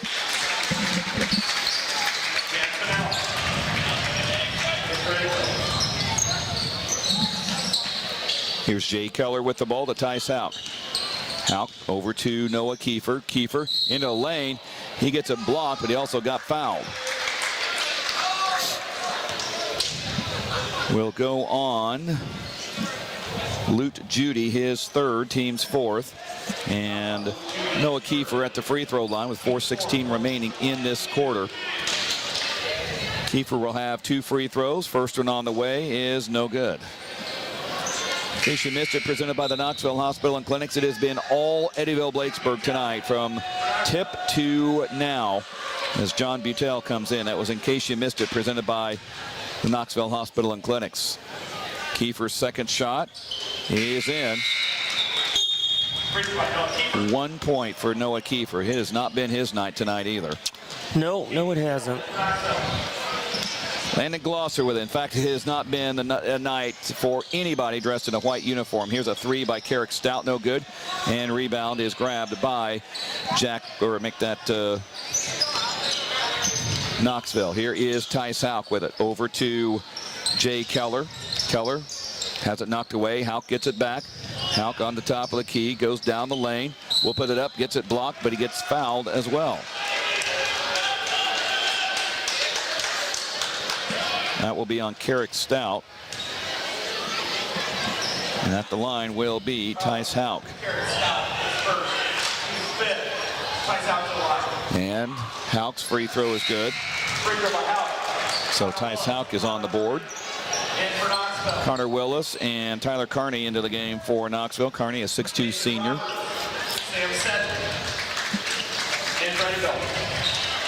Sam Seddon into the contest for Eddyville. And Nathan Roberts. So everybody who is dressed has played now for the Rockets as Hauk makes both free throws. He's got 2 points, 72-29. With it is Landon Glosser, goes to Ethan Davis.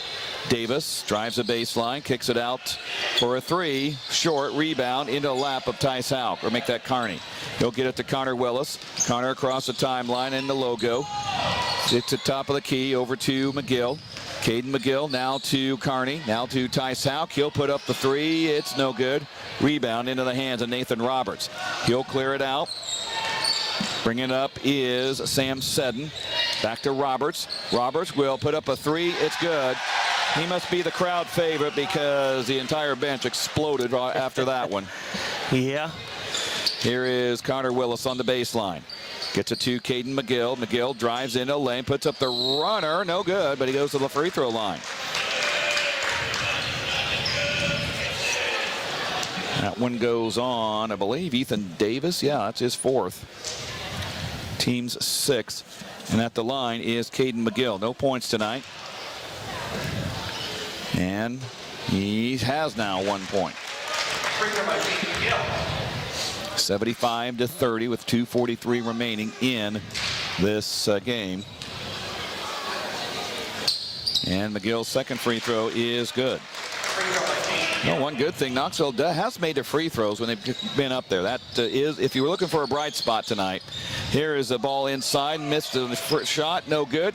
Put back is no good. Ball ping-pongs out into the hands of Eddyville. With it is Landon Glosser. He goes out of bounds, and it'll stay with the Rockets.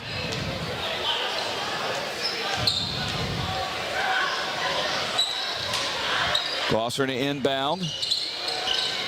Gets it in, and it's like Butel might have got a finger on it and hit the end line. Lobbed out to Ethan Davis. Davis under the basket, trying to underhand it, and the ball is loose, and it'll be a tie-up. It will stay with the Rockets. Trying to figure out what he's doing still on the floor. Who, Davis? Yeah. Yeah. That doesn't make a lot of sense to me. Last thing you want to see is one of your best players get hurt. You're up by 44 points with 1:38 to go, and it's a lot of subs are in, and they're still running him up and down the floor. Not sure what the purpose of that would be. Tyus Houck has the ball over to Caden McGill. Now to Carney. Tyler Carney back, and he threw it away into the hands of Davis. Yeah, I think, they wanted to get him a slam dunk. Everybody else has had a slam dunk in a black uniform. Might as well. And Houck has the ball across the timeline. Houck nearly gets it stolen away, and they're going to call him for a carry. Luke Judy coming in. Yeah, what'd I tell you? They wanted to get him a slam dunk, and out comes Kyle Davis. Okay. I suppose. Whatever floats your boat. Yeah, if you're up 45 and that's what you need, I guess go get it. Eddyville with the ball. Turnaround shot is no good. Rebound put back up is good by Jack Bunnell for his first two. 38 seconds remaining. Houck has the ball. Houck inside, and it's taken away again. This time Sam Seddon comes up with it. And he'll get it over to Glosser. Glosser now gets it up top to Bunnell. Bunnell gets it back to Sam Seddon. It looks like Coach Travis Stout just told him, guys, no more points. We got enough. And we've slam dunked it enough, too. 79-31 is going to be your final score, and Eddyville-Blakesburg will be the South Central Conference champions as they completely dominate Knoxville from tip to the buzzer. We'll come back and we will have the Knoxville Farm and Home radio postgame show coming up on the One to Countdown for today's local sports. 95.3 KNIA. Knoxville is an incredible place to be, and you're well aware of that. We are too. This is why we choose to live here, work here, raise our families here, and support this amazing community. Because what's important to you is important to us. We are Carrie Garcia, Matt Kissinger, and Adam Norris. And we choose Knoxville.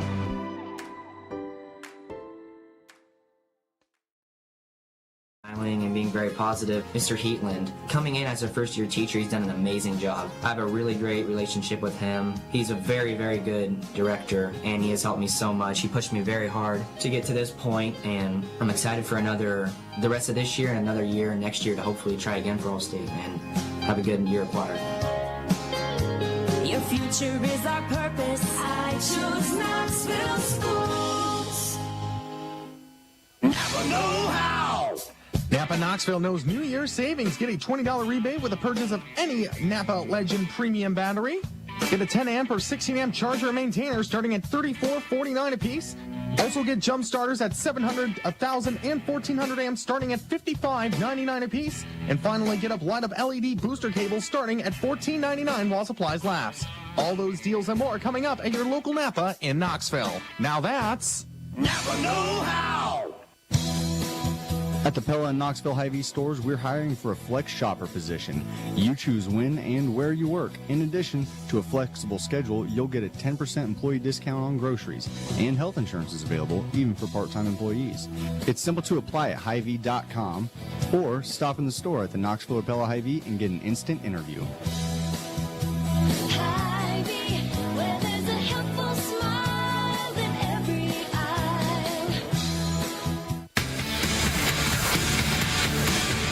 Back here at Knoxville High School inside the Knoxville Hospital and Clinic's radio broadcast booth. This is the Knoxville Farm and Home radio postgame show. Knoxville Farm and Home, what a farm and home store should look like. Simply was not Knoxville's night across the board. Girls fall 59-45. The boys completely dominated from opening tip to the final buzzer, 79-31. Eddyville led by, at every stop, 12-2 after one quarter, 40-12 at halftime, 60-24 at the end of the third quarter, 79-31. Final score. Scoring for Eddyville, 18 points from Brooks Moore, 10 from Carson Wade, 10 from Carrick Stout, 9 from Noah Walker, 6 from Jesse Corneliuson, 8 from Kyle Davis, 3 from Landon Glosser, 2 from Jack Bunnell, and 3 each from Luke Judy and Nathan Roberts. For Knoxville, leading scorers were Jack Bertrand and Landon Norris with 6 points each. 1 from Noah Keefer, 3 from Carson Utermark, 2 from Mike Grubel, 3 each from Kobe Higginbotham and Gabe Clark. Also Jay Keller with 3, 2 from Ty Sauk, and 2 from Caden McGill. Take a look at tonight's final stats presented by Napa in Knoxville and Sheraton. I don't know if I'd do that. Yeah, well, they're sponsored, so we have to. Okay. Knoxville 9 for 39 from the field. Hey, free throws, like I said, if you got a bright spot, 9 for 10 from free throw lane. Yeah. Eddyville, wow, 30 for 49 from the field, 61%. They were 9 of 14 from three-point range, 64%. 11 of 15 from the free throw line, 73%. What I'm saying is, if Eddyville shot it up at the basket, it probably went in. Yeah, that's for sure. And some of that's maybe just not solid defensive effort at times and just getting lost and not guarding real well. But, man, they shot the ball well and showed when they play well, they're going to be a tough beat. And totally dominated on the boards as well, 31-19. Knoxville had 18 turnovers. Eddyville had 11. That's been tonight's final stats presented by Napa in Knoxville and Sheraton. Napa know-how. Hormel Foods, radio key play and key player of the game. Key play, just the way it started. I mean, it was basically 1 punch, 2 punch, uppercut, down for the count, and that was it. And key player of the game, Brooks Moore, he had 18 points. He was good. He was good all game long for Eddyville. Yeah, this is an outstanding team. The problem is, unfortunately, they may run into Pella Christian, who is probably just that much better than they are. I mean, Eddyville is a team that I think in a lot of sub-states could probably get to a final, maybe even sneak into the state tournament. But geographically, you got to play Pella Christian because you're in this general area. Yeah, Central Iowa is a tough place to be for basketball teams. And one thing that Eddyville has going for them in the South Central and a lot of non-conference games probably is height and athleticism, and you mentioned it, they geographically they're going to run into that as they get to district championship and sub-state games. But I tell you what, if they give the effort they gave tonight and shoot the ball, they don't have to shoot it probably this well, but if they shoot it well like that, I'm guessing they can compete with anybody on a good night. Speaking of Pella Christian, they do defeat Indianola tonight in overtime, 67-57. We'll come back. We'll talk to Troy Pearson right after this. You're listening to the Knoxville Farm and Home radio postgame show on the Win the Countdown for today's local sports, 95.3 KNIA. Chasing Dreams is back open for business at a new location. Come check out the new place located at 210 North Lincoln Street. If you need a tattoo from Matt or a piercing from Linda, Chasing Dreams is the place to go. They can turn your dreams into reality. Whether you're looking for a simple tattoo or piercing or half sleeves, full sleeves, whatever you're looking for, Chasing Dreams has you covered, literally. Check out Chasing Dreams' new location at 210 North Lincoln Street, just across from Ken Lock Stadium. Check out some of our hottest deals of the week available right now at the Hy-Vee stores in Pella and Knoxville.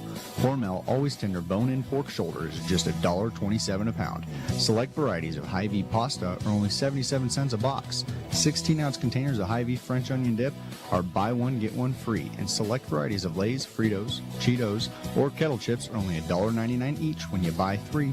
These hot deals are available now until Tuesday, January 25th at the Pella and Knoxville Hy-Vees.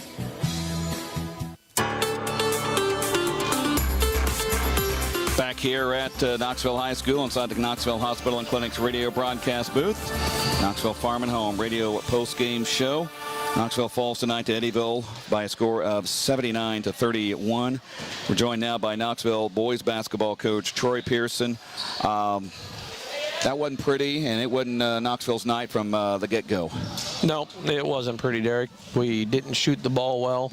I thought we defended okay early in the game. You know, we held them to 12 in the first quarter.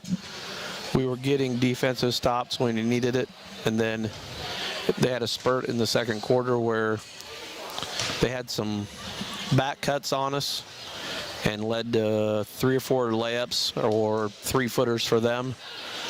And then they had 4 threes right at the end of the quarter that I thought really took the air out of our sails. You know, we were struggling offensively anyway. We weren't hitting shots, and honestly, I thought both Landon and Noah did a good job of creating some shots for others. You know, I think they both had the advantage offensively to be able to put it on the floor and beat their guy.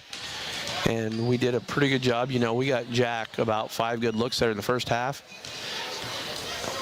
I don't usually say anything about officiating, but I thought we got fouled on several of those, and we didn't get a single call. I'm not sure that Jack shot a free throw tonight. And when he goes inside and gives him a head fake and 3 guys are coming down on him, he's usually shooting some free throws on those. And I just felt like there's a lot of little things that happened that just didn't go our way tonight, and big things. I mean, it wasn't just little things. So it's just one of those things we have to be able to fight through some of that stuff. And the game just got away from us in the second half. And that was going to be what I was going to, ask about next is, once those little things started building and got kind of a mountain there, confidence started to slip a little bit, and I could see maybe at times shoulders droop a little bit as well. Yep, and some of that's on me because I got on him pretty hard on one of the timeouts, and I apologized to him in the locker room afterwards. You know, I was just fired up because I thought we were lacking effort a little bit, and probably used a few words I shouldn't use, so I had to apologize to the team afterwards.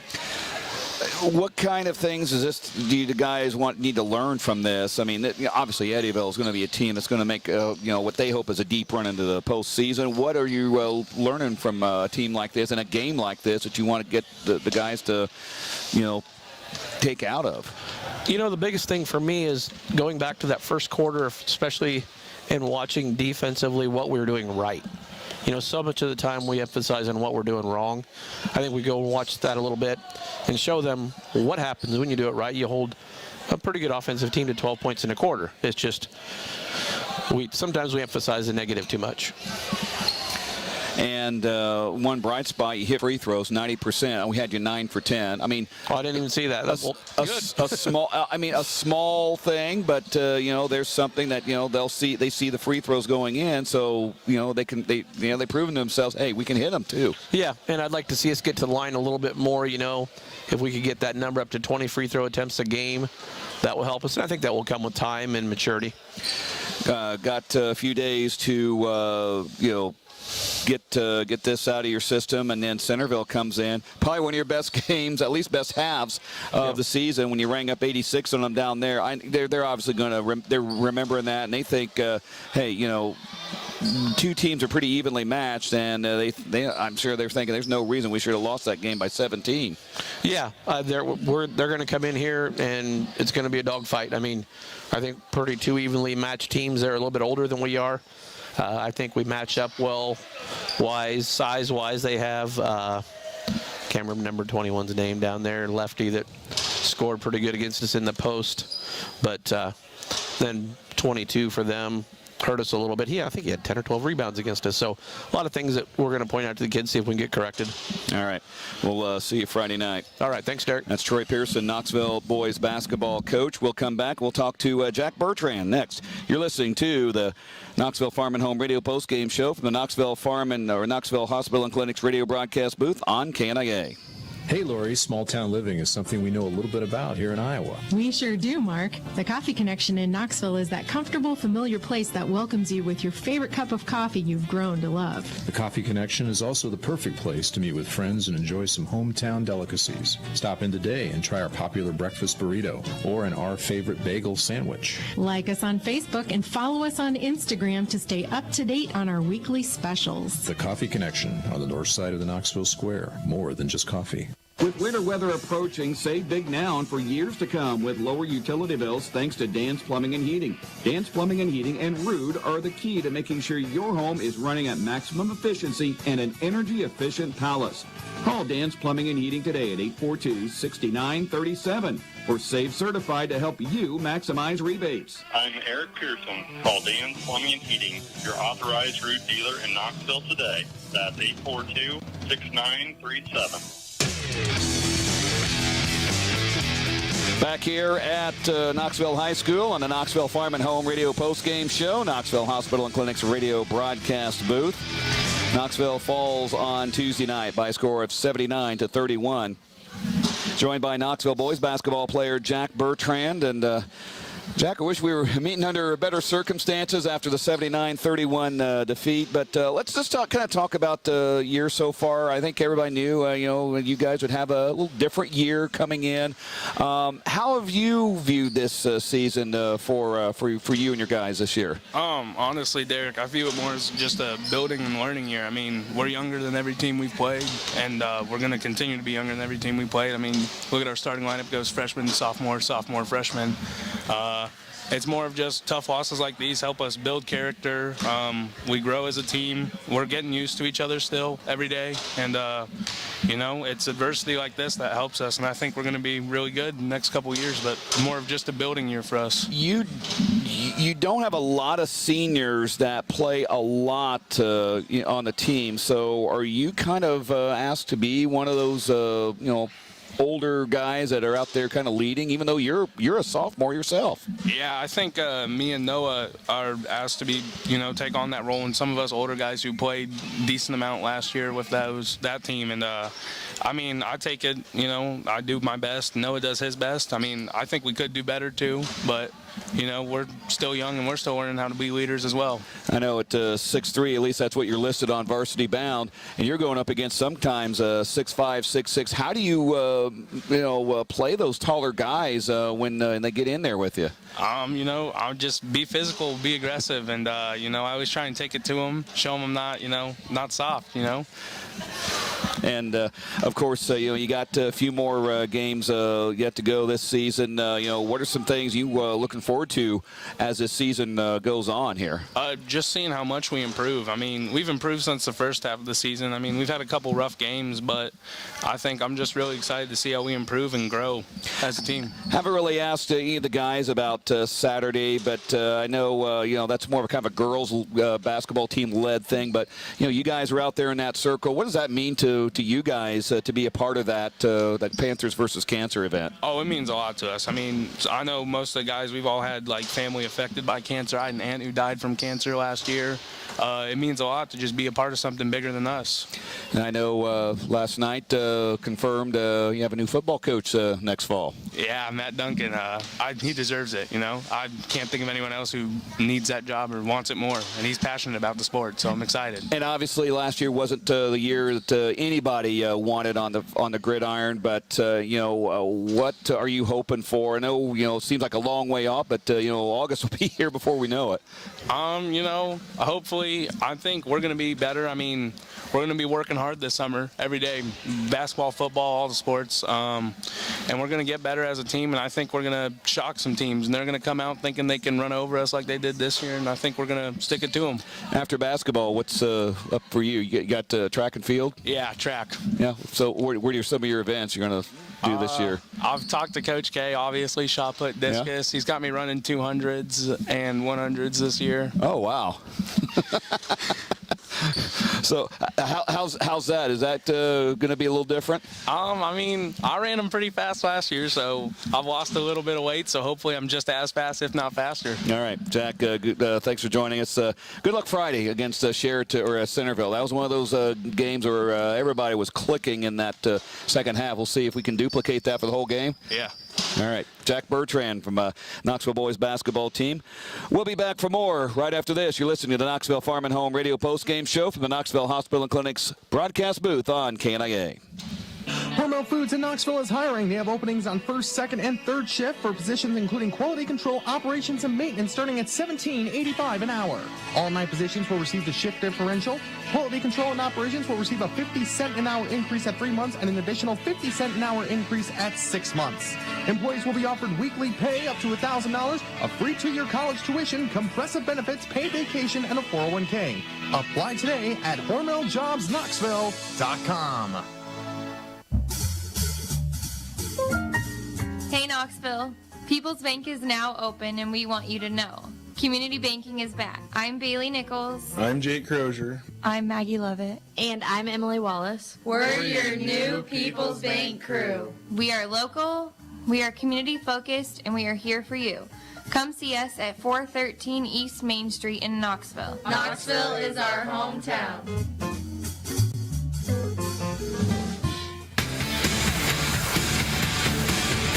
For a final time from Knoxville High School and Knoxville Hospital and Clinic's radio broadcast booth, Knoxville Farm and Home radio post-game show. Let's take a look at the Marion County Bank radio scoreboard as we have these finals in girls play. Eddyville over Knoxville 59-45. Norwalk beat Pella 57-47. Indianola over Pella Christian 53-30. It was PCM over Greene County 47-34. Ankeny Christian knocked off Melcher Dallas in the Bluegrass Conference girls tournament 39-36. Twin Cedars is off to the semifinals as they win over Murray by a score of 49-35. On boys side of play, Eddyville Blakesburg beat Knoxville 79-31. It was Pella over Norwalk 51-42. Pella Christian in overtime over Indianola 67-57. PCM drubbed Greene County by a score of 80-42. That was the Marion County Bank radio scoreboard. Marion County Bank's financial leader is Marion County Bank with offices in Pella, Knoxville, and Melcher Dallas. They are serving you and building community across the county. Well, not Knoxville's night all across the board, Trent, and the only way to cure those ills is to come back Friday and have a better performance and see if the Panthers can get a couple wins heading into the weekend. Yeah, for sure. And I kind of was listening to Jack talk a little bit here and didn't know he had the smartness in him. Give him a hard time about that a lot. But he's kind of on talking about growth and maturity and some leadership, and got to continue to pull some young guys into just playing cohesively and focus on the good of the team, I think, and it'll get there. Just got to keep improving, and sometimes you just can't look at the scoreboard, whether it's score, point totals, whatever it may be, and you just got to keep playing. And I thought he had some good insight there as I was listening to him, and kind of looking for the same things myself. Well, and both teams have just got to come back and get back on the horse and see if they can, as I said, go into the weekend with a nice feeling. Yeah, for sure. And for the girls, it's how are they going to respond? They've really had things rolling, and tonight they hit a speed bump. That coaching staff has done a nice job with them this year, and so now they get a chance to talk about responding to a loss and a tough night and against a pretty darn good Centerville team. And so we know they can beat anybody they step on the floor with, it seems like, this year. And so looking forward to that. And with the boys, it's kind of get back to maybe what we did the other night and got a winnable game, but that's not going to be a gimme by any means. No. We shot lights out to really pull away from them last time, and we're going to need a better defensive effort. And let some of that fuel our offense to get some guys going with good quality shots. So you've been listening to the Knoxville Farm and Home radio post-game show. Knoxville Farm and Home, what a farm and home store should look like. Once again, the girls lose 59-45, boys fall 79-31. Our next broadcast of Knoxville basketball will be Friday as the Panthers take on Centerville.